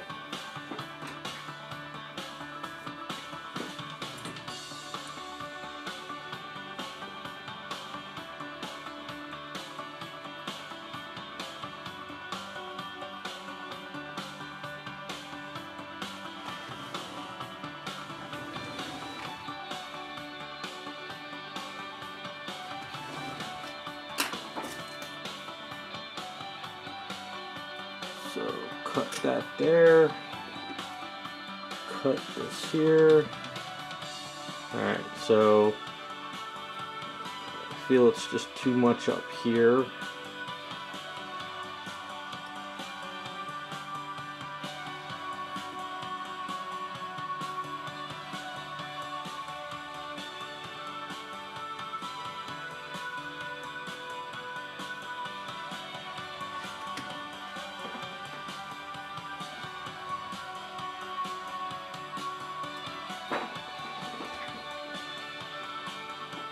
So you can see her outfit, she didn't go all the way down, but this one is kind of where I'm trying to follow. If I can get the picture.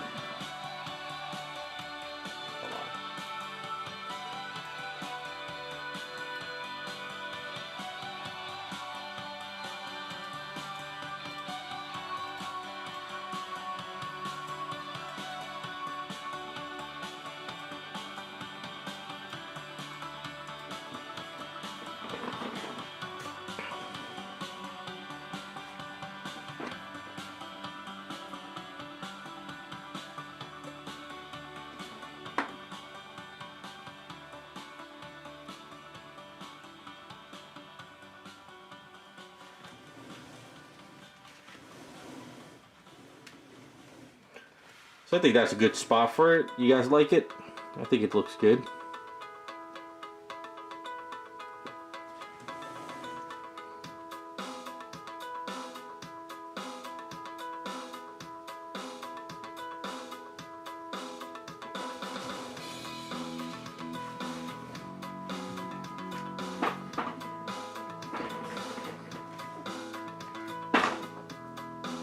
Because with Aves, I have better freedom with Aves to lay a strip of Aves and work that out there. You could make it really taunt and sort of like up there if I want to. I'm not sure if I should do that. If I have to, Nah, I don't think I will, because we're gonna have the other part there anyway, so nah.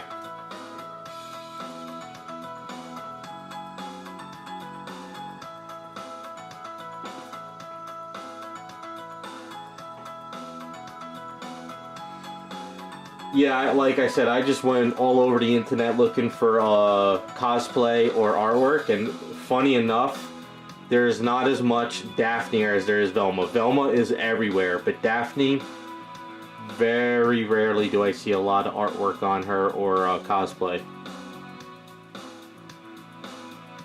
And if it is certain cosplay, it's a little stuff I can't really show on stream.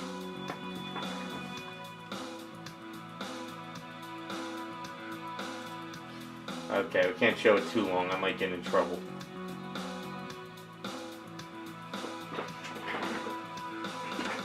So we got a good start on the outfit. Now, whenever I do stuff like this, it's just a matter of letting it sit for a few days. You know, at least till the next day, till I get back onto it.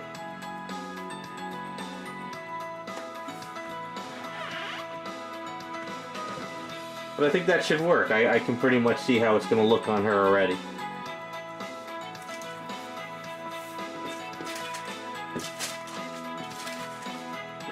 Alright, I have a bunch of Magic Sculpt that I mixed up. I have a project in the garage I have to use as filler. I'll be back in like a minute or two.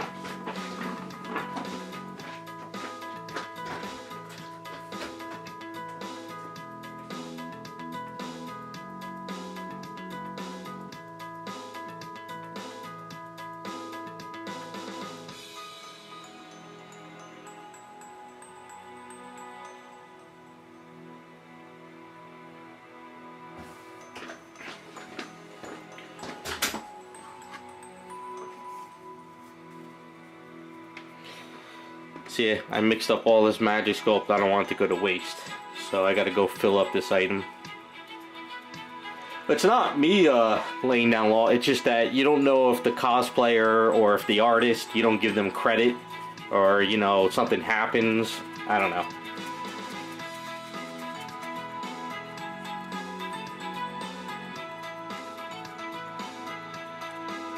Alright, be right back.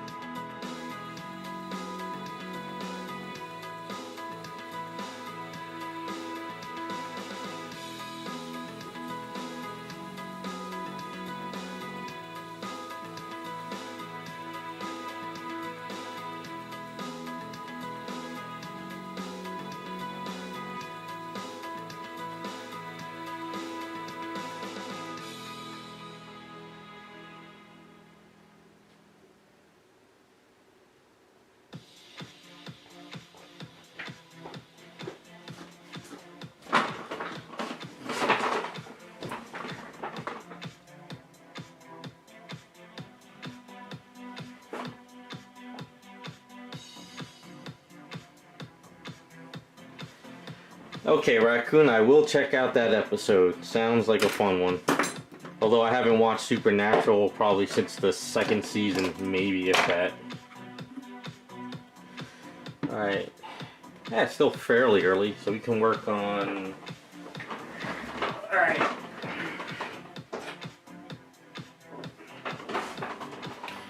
Alright, so we're going to take Daphne, I'm going to put her on the shelf, and hopefully by next stream, if I have the time, maybe I'll have some of this sanded down and we can start tweaking out some of these areas. I gotta finish up the hands though.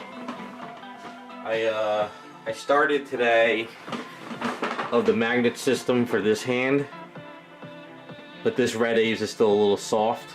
So I got to get this magnet in there. I might just do that during the week and just have it done. So this way I could start tweaking out these pieces. so it should work.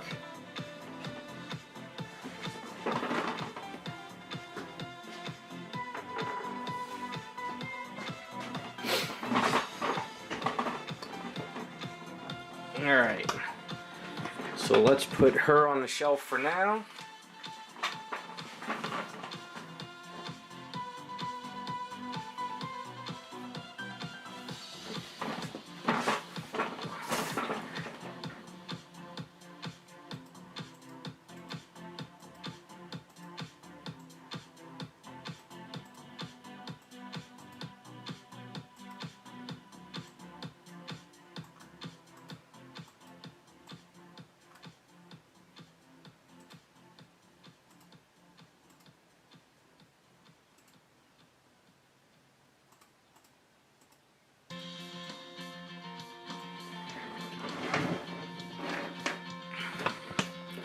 Figure we can mess around with this kit a little bit, see if I can kind of get this done. So her head needs to be attached, and we need to do both arms. So I think we can do both arms now.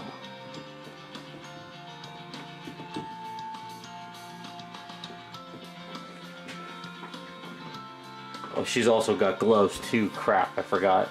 Maybe I should do the gloves first.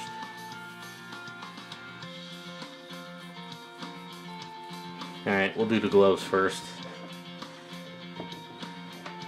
I would use the magic sculpt on the gloves, but that stuff's just too damn hard now.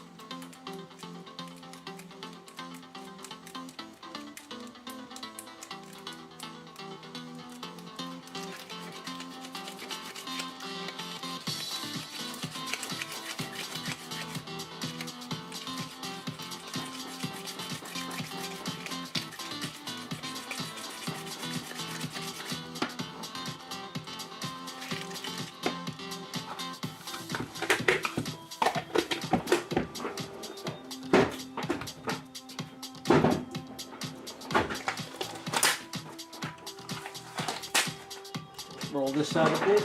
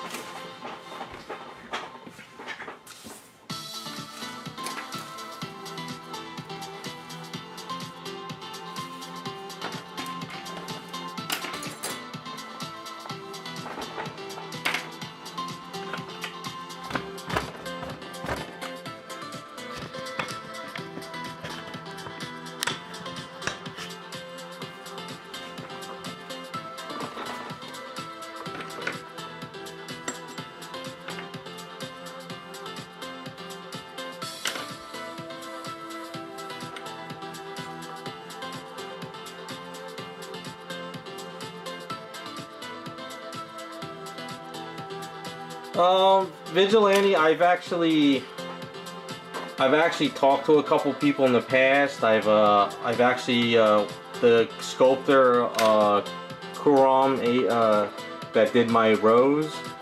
I thought about trying to get them to do me a blank statue with like changeable arm positions. But when I tried asking a couple sculptors back in the day, they just kind of like turned me away. So I just kind of got used to finding like, you know, sideshow stuff or whatever.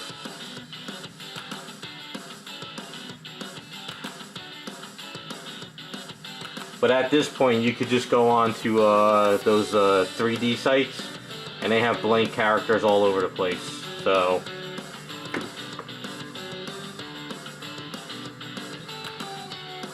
I tried in the past. I thought it would have been a really cool, you know, idea for me to customize, you know, blank statues, but I think a lot of sculptors got turned off to the idea. I know Eric Sosa toyed with the idea. He asked me at the Jersey Fest show, but I think it's just a little bit too late for it now.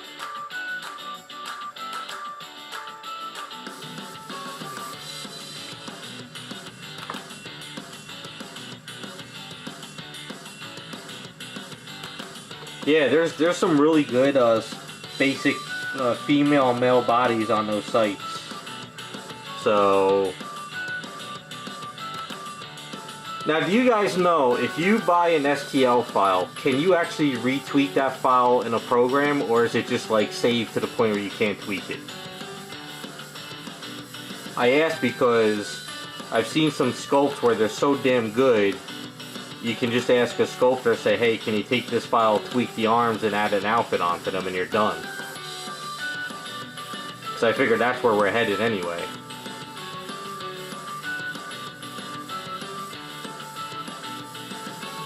But I know you still gotta know anatomy, because if you're gonna tweak the body, you gotta know where the muscles go. Okay, so you can edit it. Alright, so we're pretty much there as it is. So if you like a superhero body on the site, you purchase it, tweak it, and you're ready to go.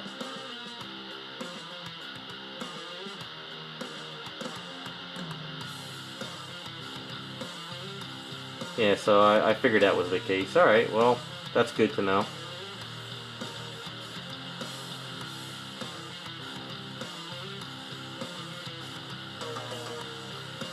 So if there's a file you like and there's a sculptor you like, you can say, hey, how much is it just to buy the file and tweak it the way I want it.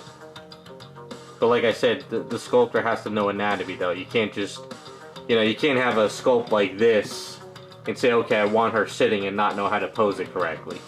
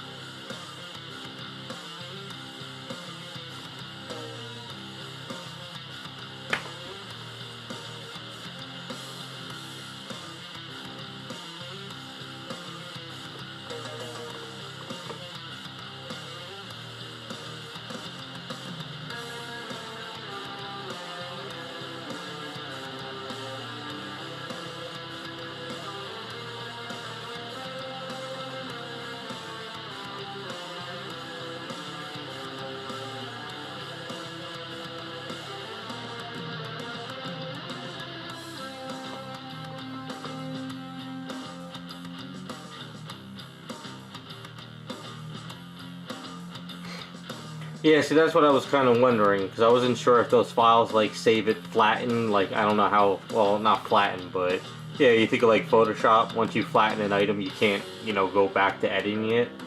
I wasn't sure if there was something like that for, these 3D things.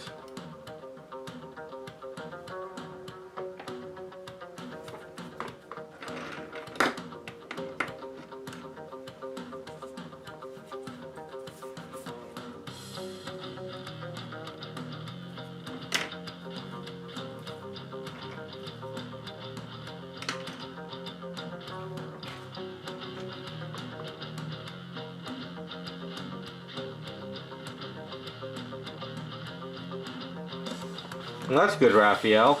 Yeah, I thought about getting into 3D sculpting at 1.2, but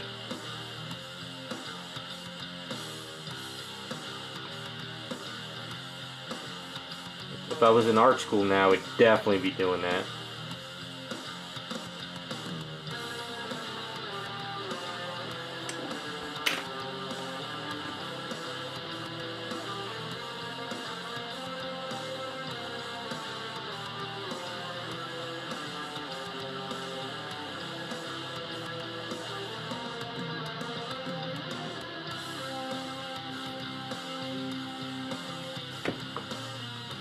Yeah, I'm with you, Raphael. I love traditional stuff. Not that 3D is bad. Still love traditional.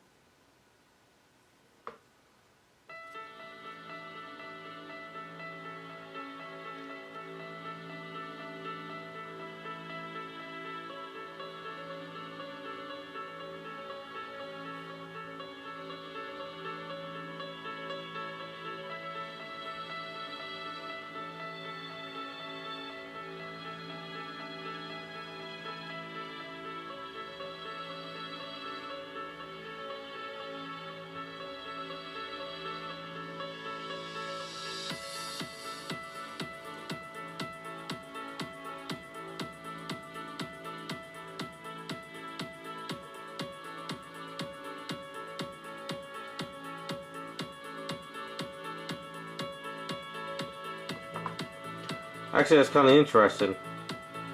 So they just scan everything?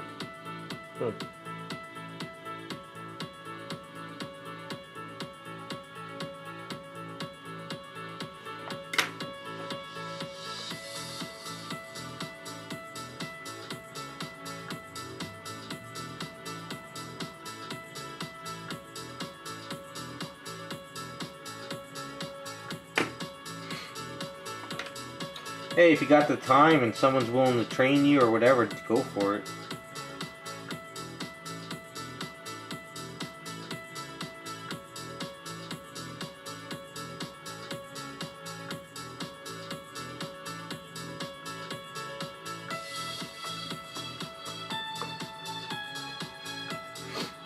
Everything's coming a long way.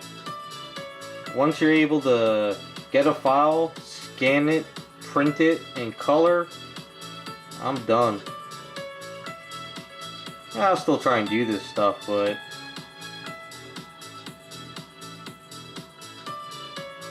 not far off.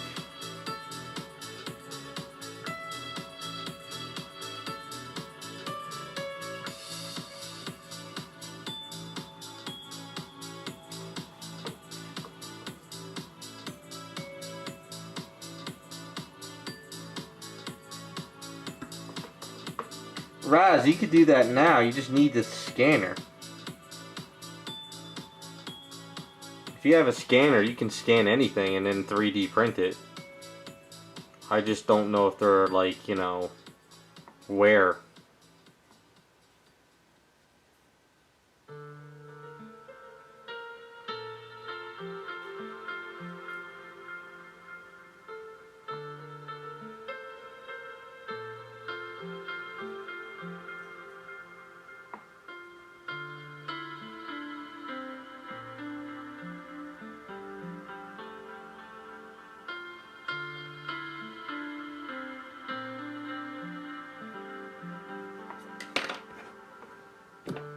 Let's stylize this, screw it.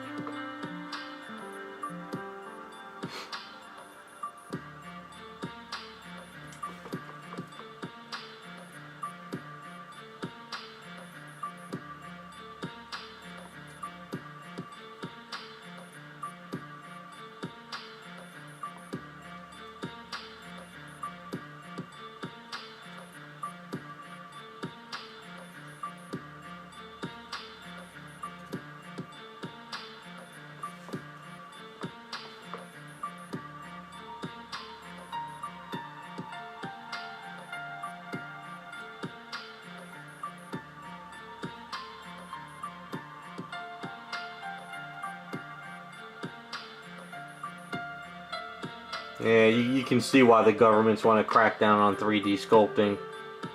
I mean 3D printing. They claim it's weapons, but if anything, it's going to kill the economy.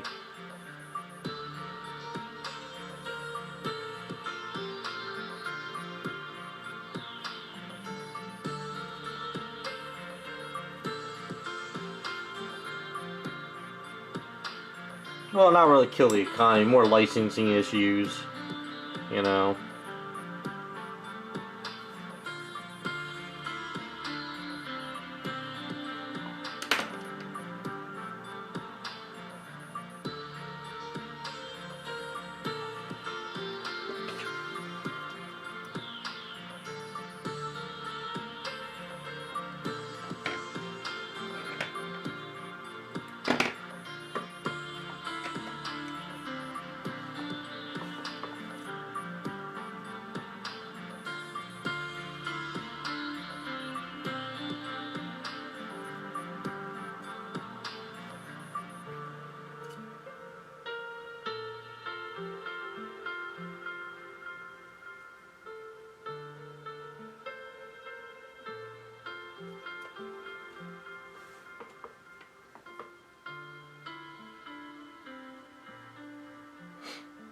No, that's true. I mean, you figure the big boys are going to get concerned, you know, Disney, Time Warner, and stuff like that, because people can just sit there and print out the characters they want and not have to, you know, go through the companies that are producing them.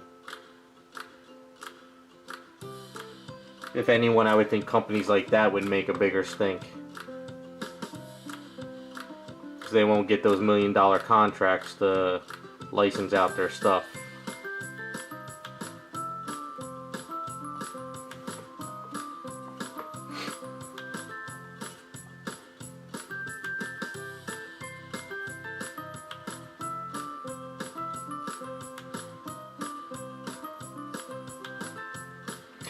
I mean, if anything, I think in the future, some of these companies might just say, hey, you want to print out our, you know, our Magneto statue, you pay us the money, and then you get the file, and you print it. And they won't even have to go through license companies. We'll see what happens in a couple years.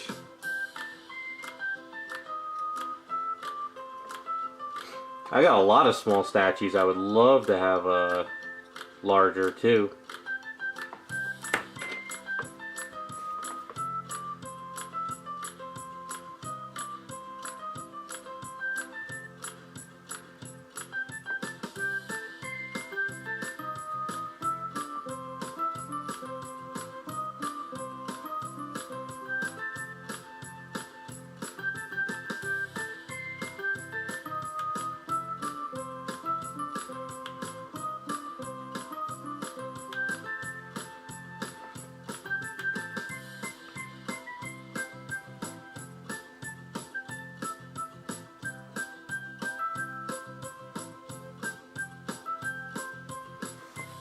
Well, Raz, that's just going to keep happening down the line. I guess a lot of people don't want to pick up hobbies and do stuff like they used to. I mean, compared to when I was a kid, everybody I knew, you know, was at least building cars or doing something. You know, now...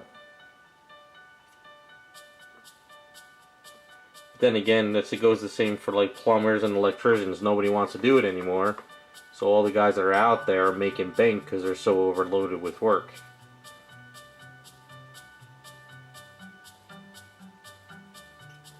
So I guess trades for a while until it comes back is going to be in demand.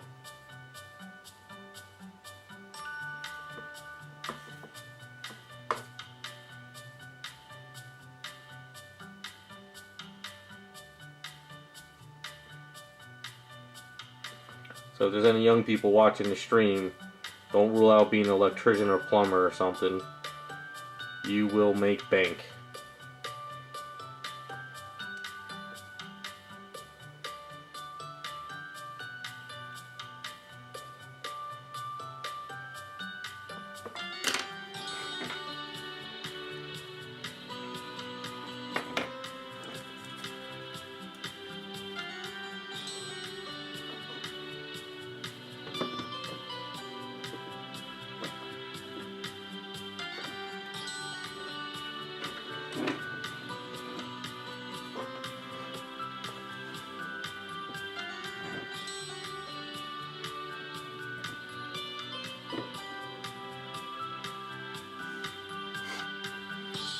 Well, Raz, as long as I can keep doing this until the day my hands shake and I can't do it anymore, I'll be happy.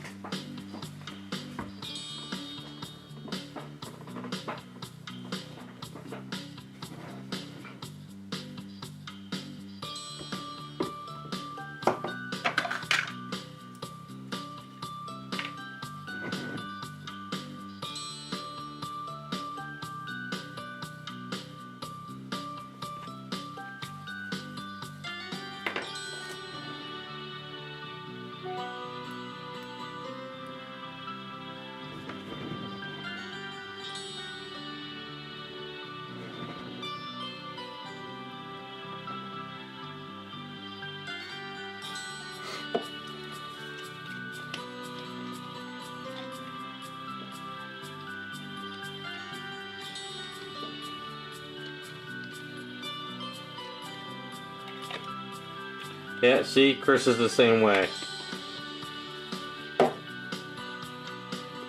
When I get to that age where my hand's shaking, can't do anything anymore, I'll go work at Walmart.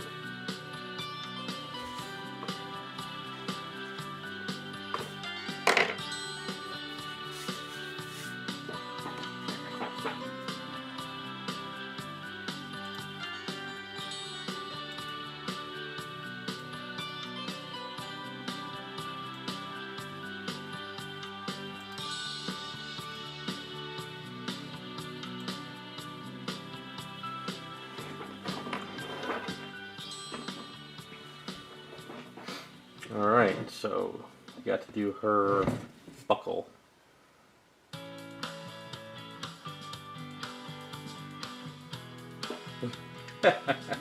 That's a good one, Butterfly.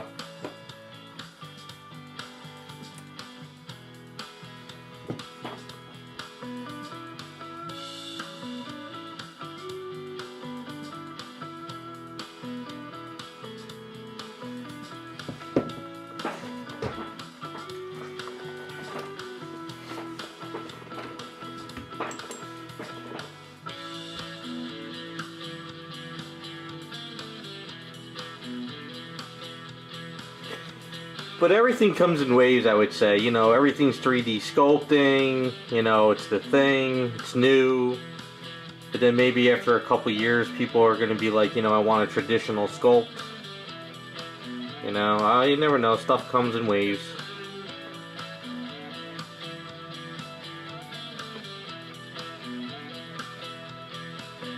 And I say that because look at Marvel cards. They were not worth a penny. And now they're worth crazy amounts, so stuff comes and goes.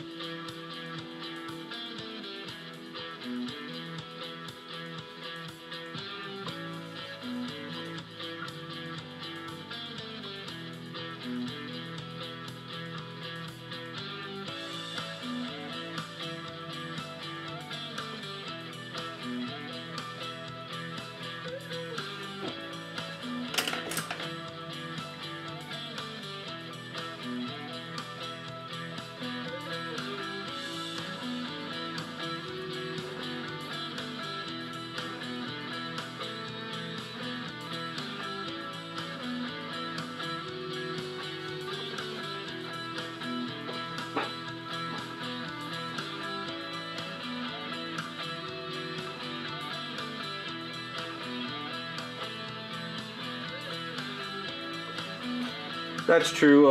You're always gonna want like that one sculptor's, like, you know, artwork, or that digital painter, or, you know, you're always gonna find someone that, you know, you want their art. So I don't think things are gonna go away anytime soon. Okay.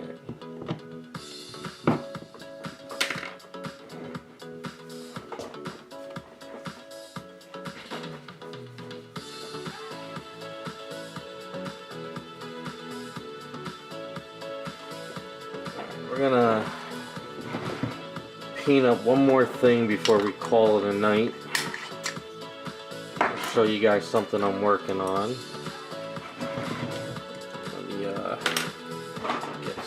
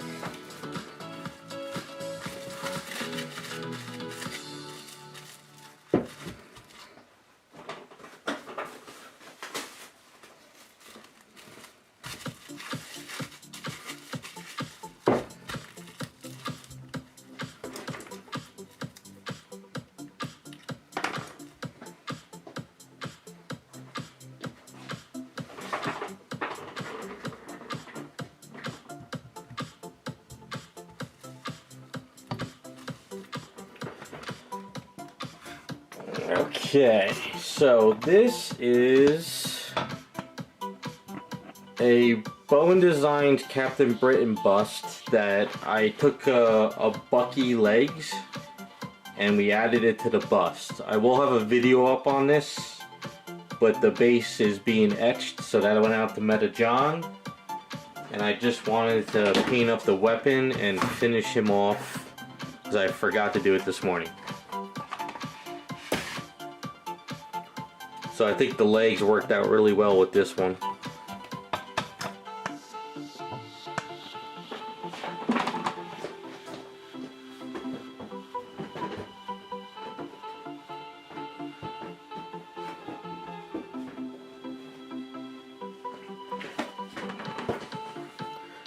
So basically it was a bust, and then we took his legs, Bucky's legs here, and we added it. So it's kind of a fun little easy custom for someone.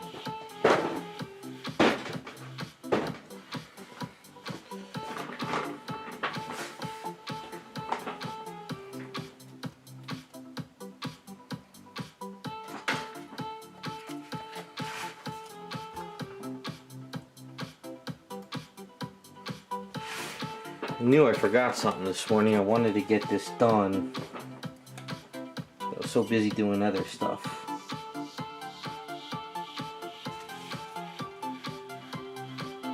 I should have set this up when I did the Miss Marvel chest piece, kind of the same gold we're using.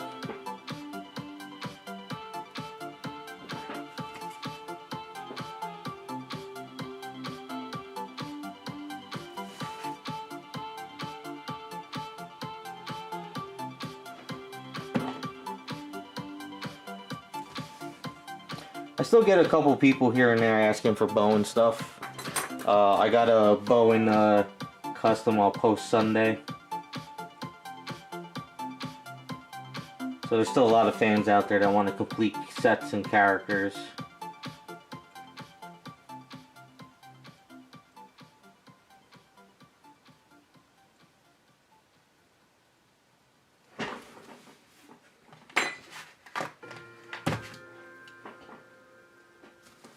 I don't know who he is. Well, I know Captain Britain, but I don't know this version of Captain Britain.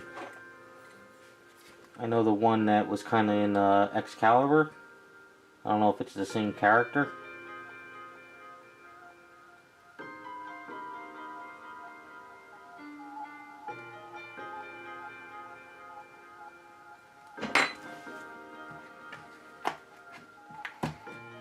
This is... Yeah, see, I don't, like I said, I don't know if this is the same Captain Britain or if this is like Captain Britain 2 or something. I don't know a lot of the old school characters. I enjoy doing them, you know, making them for people.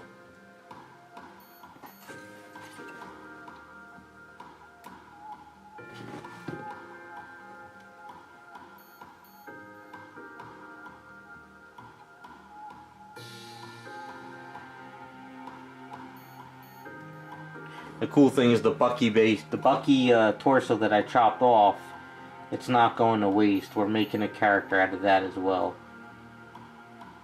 But I'll have that all in the video once this is done.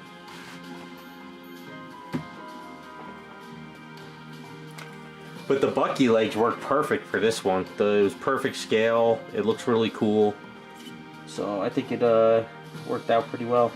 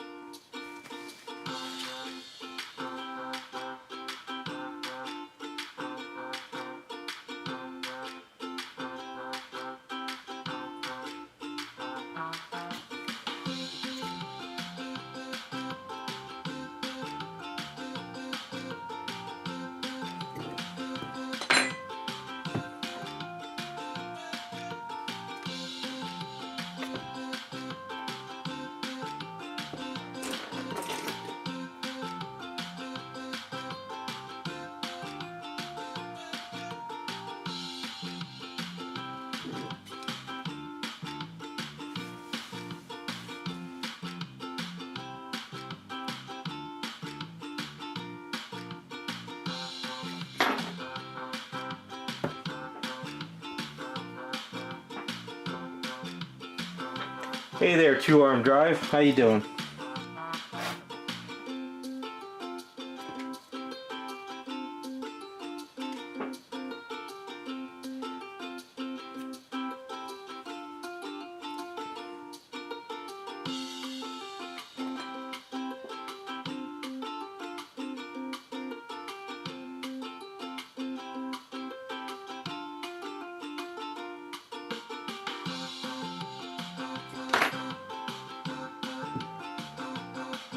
Alright, just gotta mask this off. I can finish up the main statue.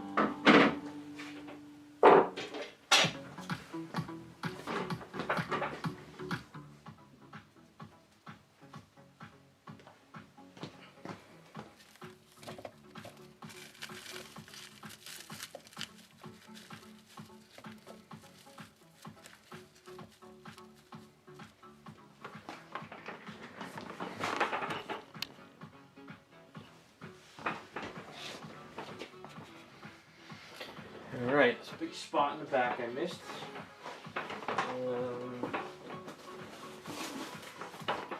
Let's see if we can get away with this.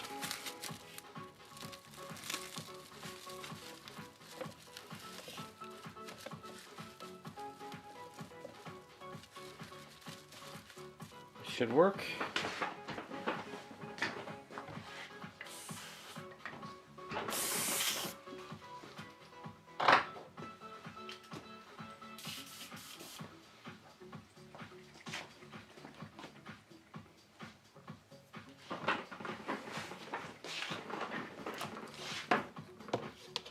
Just gonna go straight pale gold on this, not the other one I mixed up. So it looks like it's supposed to be some kind of something.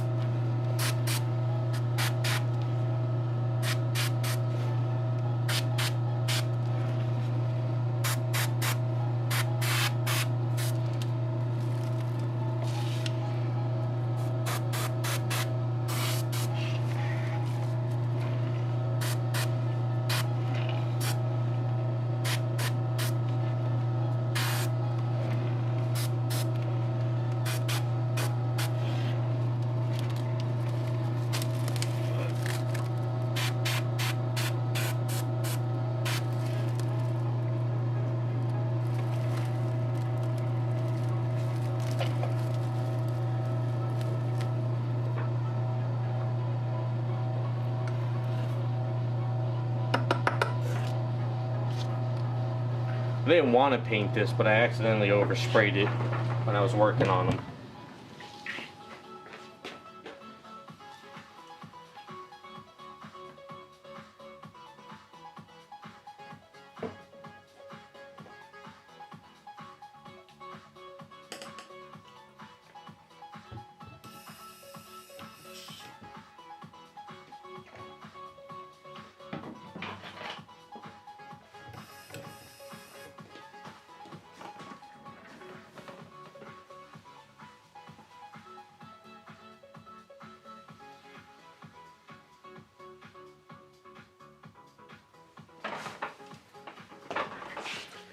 I think I might do a little bit of something on it, make it pop.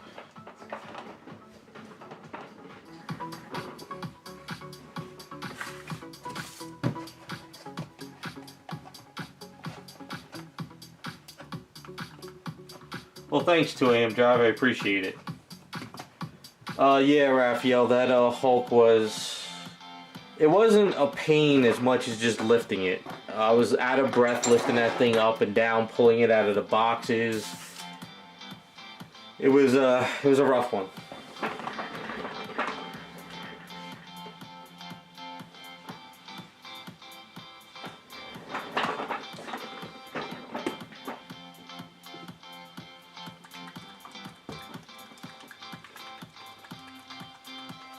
Oh, what are you in the hospital for? 2-arm drive? Not that I have a lot of entertaining videos.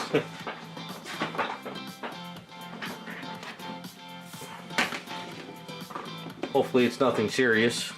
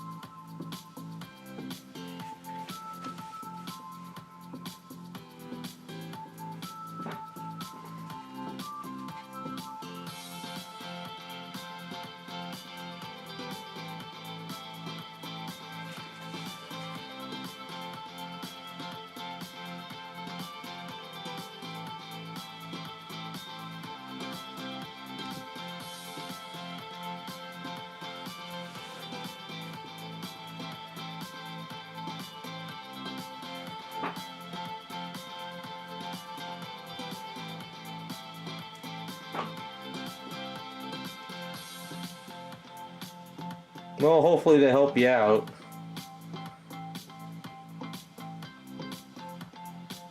Hopefully you get out of the hospital soon enough to work on them. Whatever you plan on doing.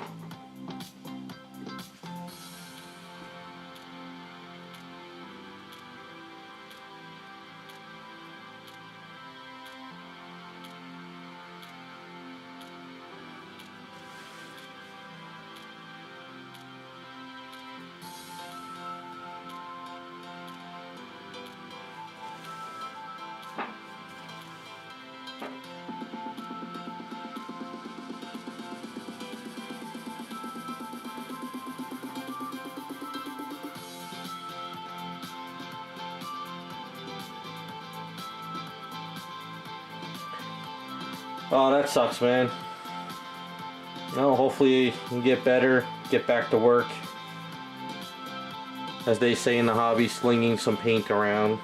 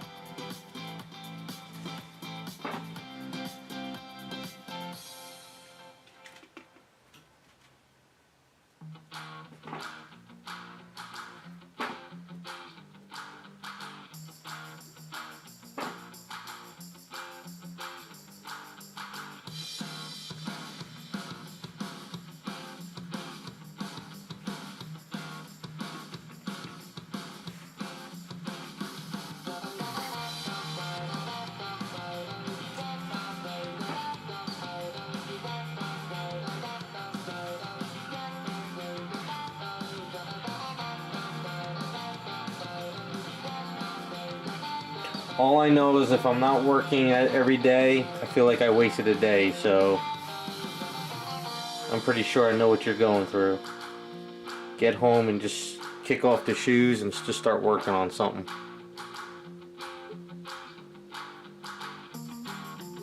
That's what I used to do when I had a full-time job. Come home, kick off the shoes, put on Seinfeld, and just start doing something. I have no clue if the staff is supposed to look like this, but I'm doing it anyway. If he doesn't like it, he can let me know. Figure make it look worn.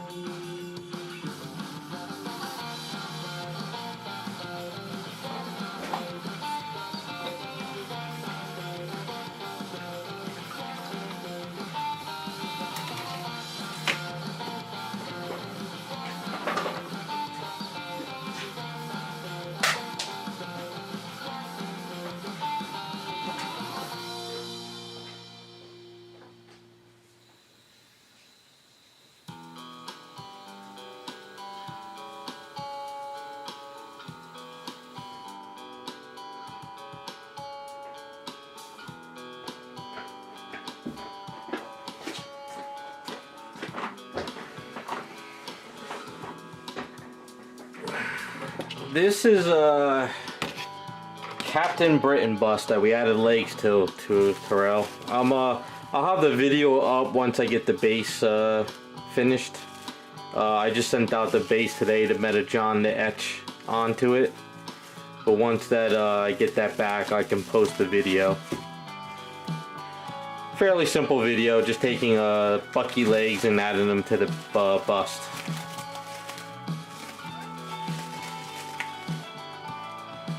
Just we were going to use the Captain, the Bucky, base here.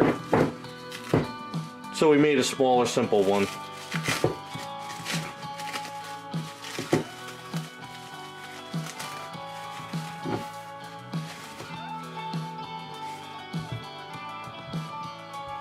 It's fun to do the bow and stuff every once in a while.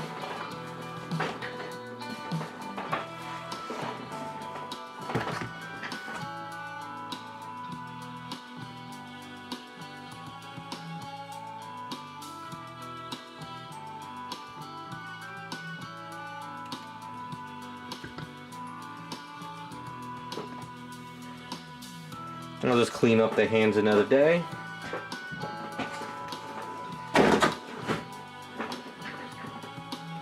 At least that's off the list now.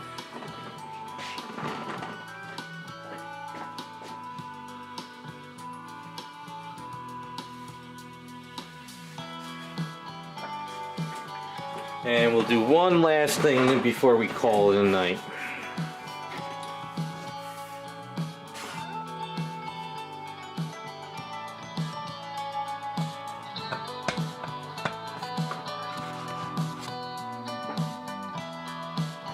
Yeah, it's got to be the sun hitting. So this is a He-Man sword that I repaired for somebody. I just have to finish off the bottom part of this. Sadly, the He-Man, all this metal was cracking off the item. So whatever they did, they didn't prime it or do anything correct on it. So I scraped off all the paint and I repainted it for them. So it's pretty as close as I could possibly get back to factory. Yeah, I try to stream at a fairly decent time in the day. I know people are in other countries and stuff, so that's why I throw up the streams after I'm done.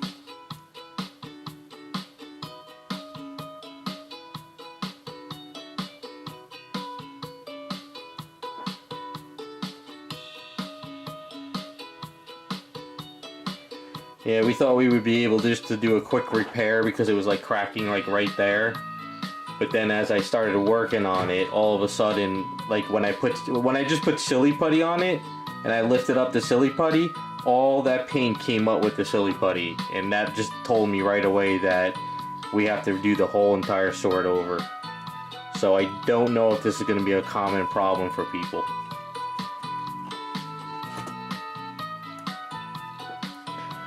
Golden, I don't think there was any primer on it at all. This is actually metal. This is actually a metal sword. It's kind of like that white metal, I think, where they actually make a casting and they pour in the liquid metal into like the black rubber. But it wasn't, there was like no primer whatsoever. It was just pure metal and then paint on it. So I'm thinking it, you know, I don't know if maybe just this sword wasn't prepped correctly. But we got it patched up. I just kind of wanted to, like I said, I meant to do a lot this morning, but other things came up.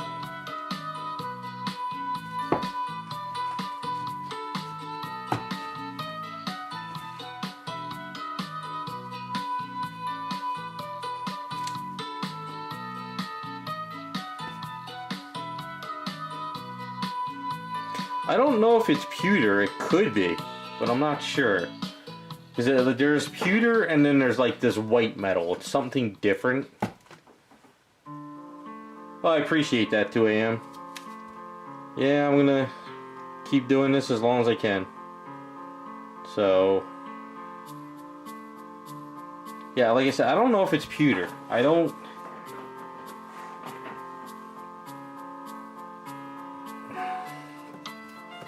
Because from what I understand, there's a white metal stuff, and the white metal stuff is very soft though.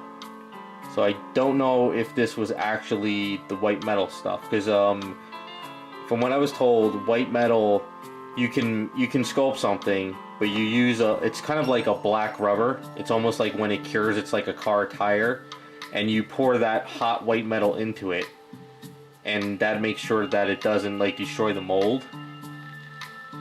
But it's very soft though. Like if this is that white metal I'm thinking, I could break this in half with ease. Whereas pewter, you couldn't really do it as much. So it's kind of like, I'm not sure. Of course, I'm not going to test it, but...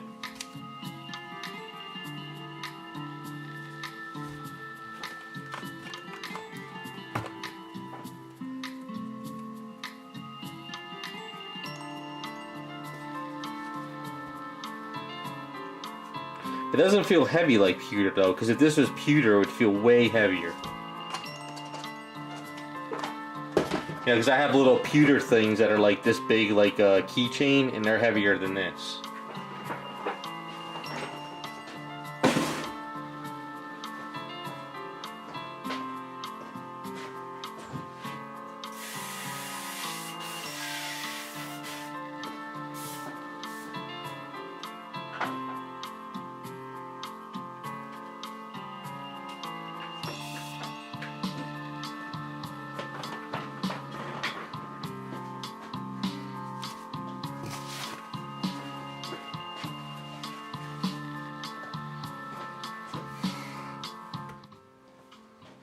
Alright, so I'll show you the way I did this.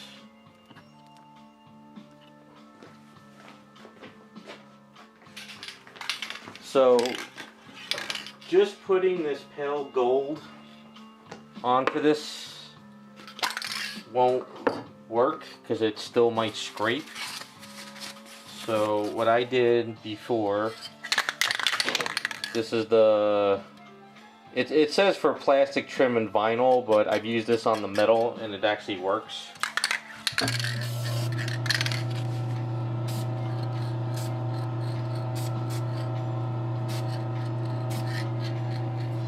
So let that sit for a second.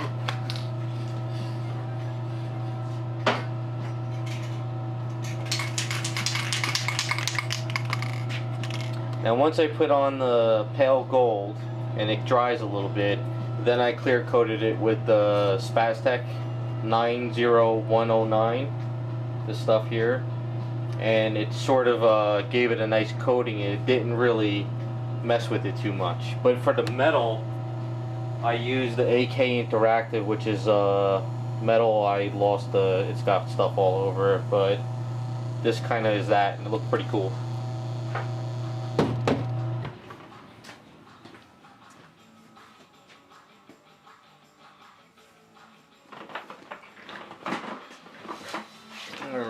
so let's...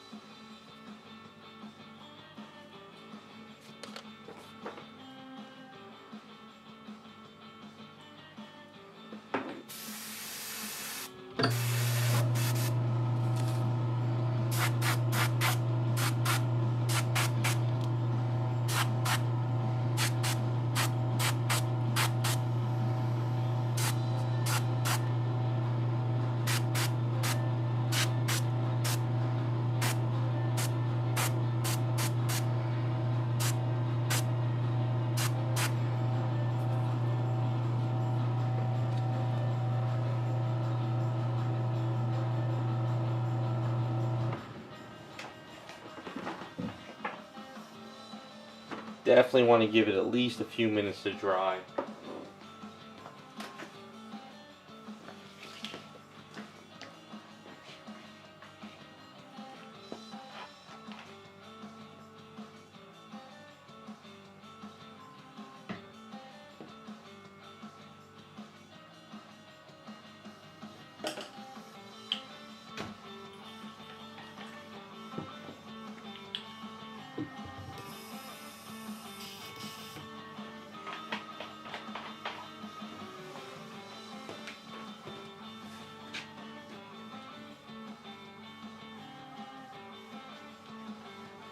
Sadly, Raz, any white metal statues that have broken on me or that were pewter, if you can get a good drill bit and Dremel into the area and actually put a peg in there with some Aves or Magic Sculpt or glue, I find that trying to repair pewter or metalwork on these statues are a nightmare. So say this piece broke off at the upper body and there was nothing in there. If I can't Dremel into this like metal and get another rod in there, it's not gonna work. It all depends on if you got a good drill bit that can really get into that piece of metal and if you got enough meat in there. I've had people in the past ask me to repair broken metal pieces, and sometimes they have like no meat in like the blade or the piece. I'm just like, it's a done deal. At that point, I'm just like, well, we can just kind of bang it up and make it look like a worn item. You know, metalwork is a pain, especially if it's a hard metal. There was one sword somebody sent me a long time ago, and I went through like 10 drill bits and I still couldn't even Dremel into it to like secure it. So I had to tell them it was just a done deal. Or go on eBay, find a letter opener and kind of customize a letter opener sword type thing.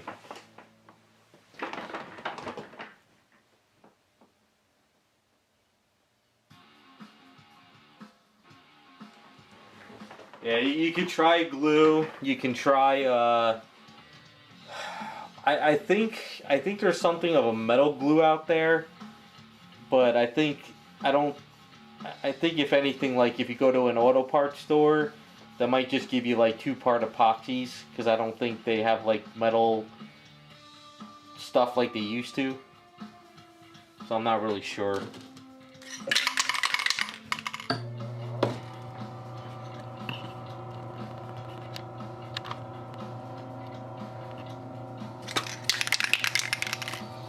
Now this Spaztec stuff, you have to test it on certain metal stuff because it's sort of this doesn't react like other clear coats do, but it still kind of does some kind of reaction.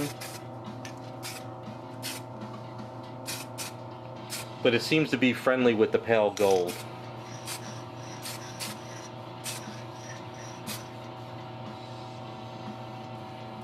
I love this stuff. It's a nitro fuel protector, so basically if you have one of those remote controlled cars that are gas powered and you clear this on your paint, supposedly this like protects the paint. It's like really durable, but it's acrylic enamel. It's not like lacquer or pure enamel. So check out some of this stuff. You guys might like it for really gloss coating something, but you got to give it like a day or two to cure. You can't really mess with it too much. It takes a little bit of time.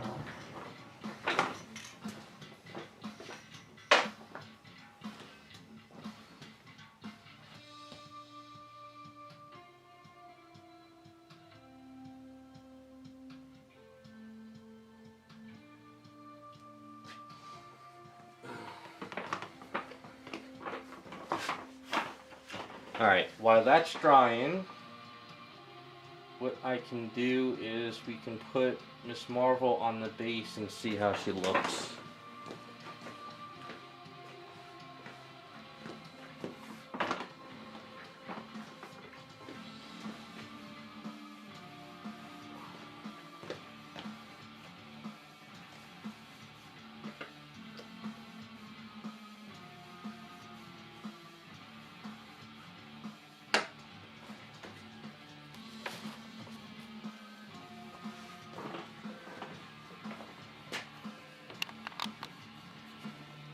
I don't know if the camera's gonna let me get all of her in there. I think that works. I didn't want the base to be too bright and fight with it up here. I'd rather the eye go up here more.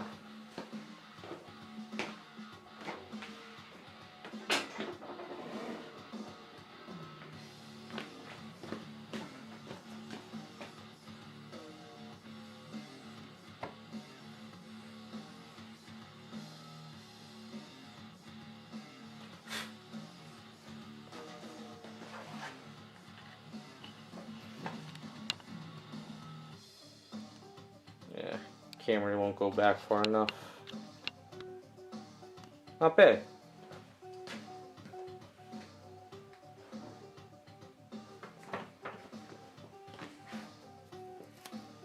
Alright, so the sword.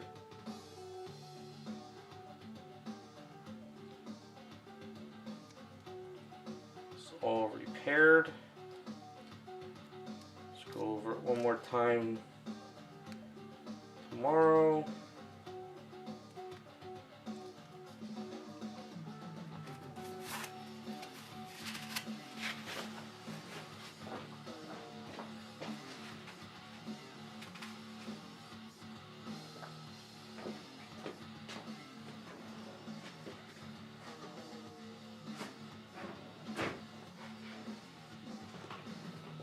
Maybe if I push her in the corner, I can see her better.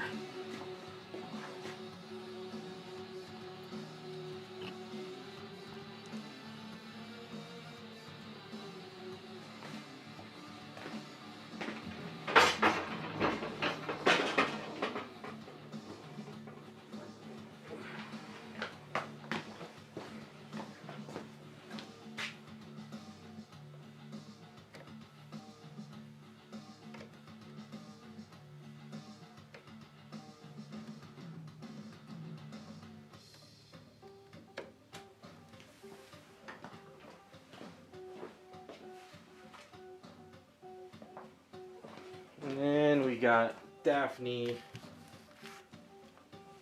getting there.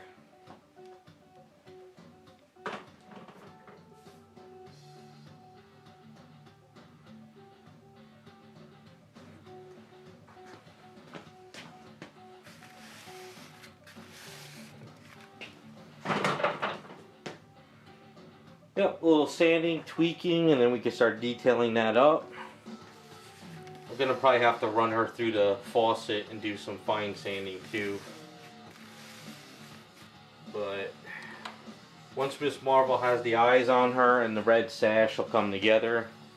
So next week definitely she'll be finished up. Get that done and see what else I can actually start working on.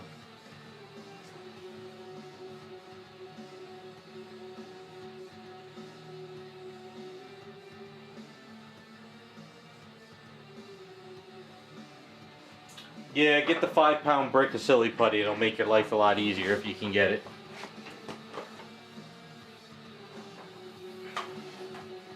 I think what we'll do, I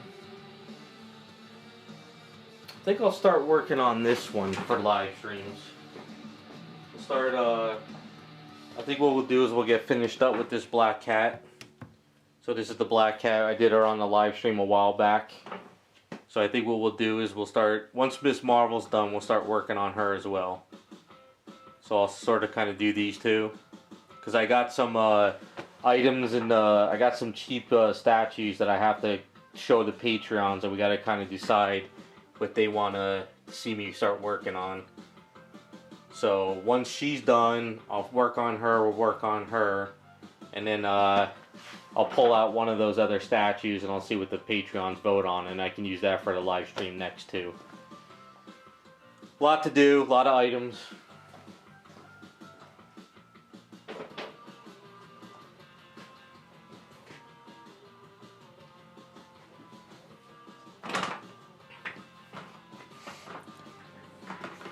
I also got a resin kit. I did a review on it. It's the Jay Garrick Flash statue. I'll post it maybe Sunday.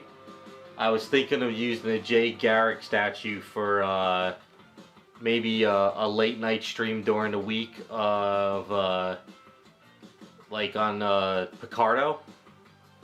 I think that'll be kind of a fun series just to kind of chill late at night, do some paint work, play some music or whatever, and see how that goes.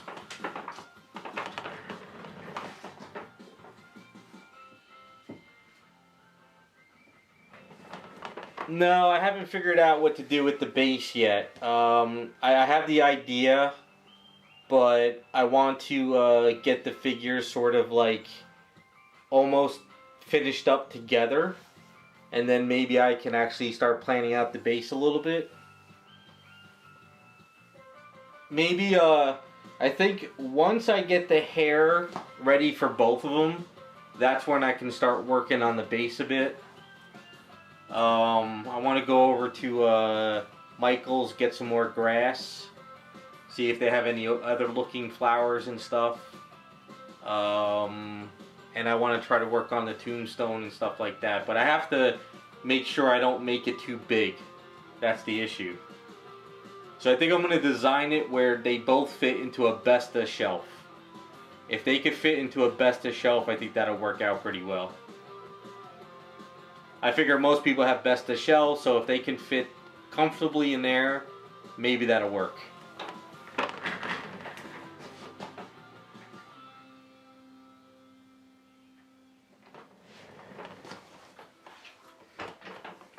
The only thing with Velma is the Black Canary feet peg system is really weird.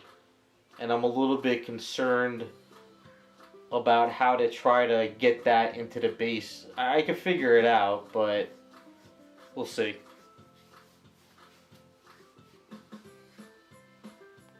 But we're kind of on even grounds. Velma, I gotta finish up the skirt and part of the sweater.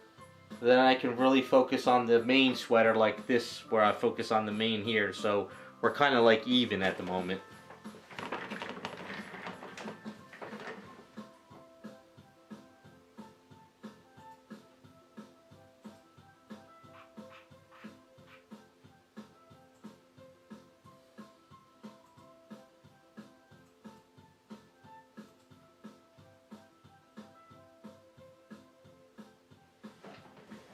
See you later, Chris. Thanks for stopping by.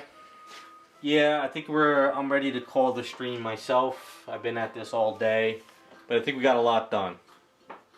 So we'll see how far I can get next week. Miss Marvel should definitely be done by Friday.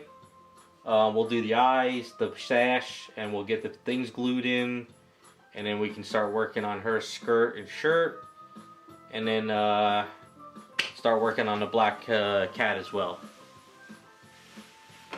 So with that being said, thanks for stopping by, guys. I appreciate it, and have a good weekend.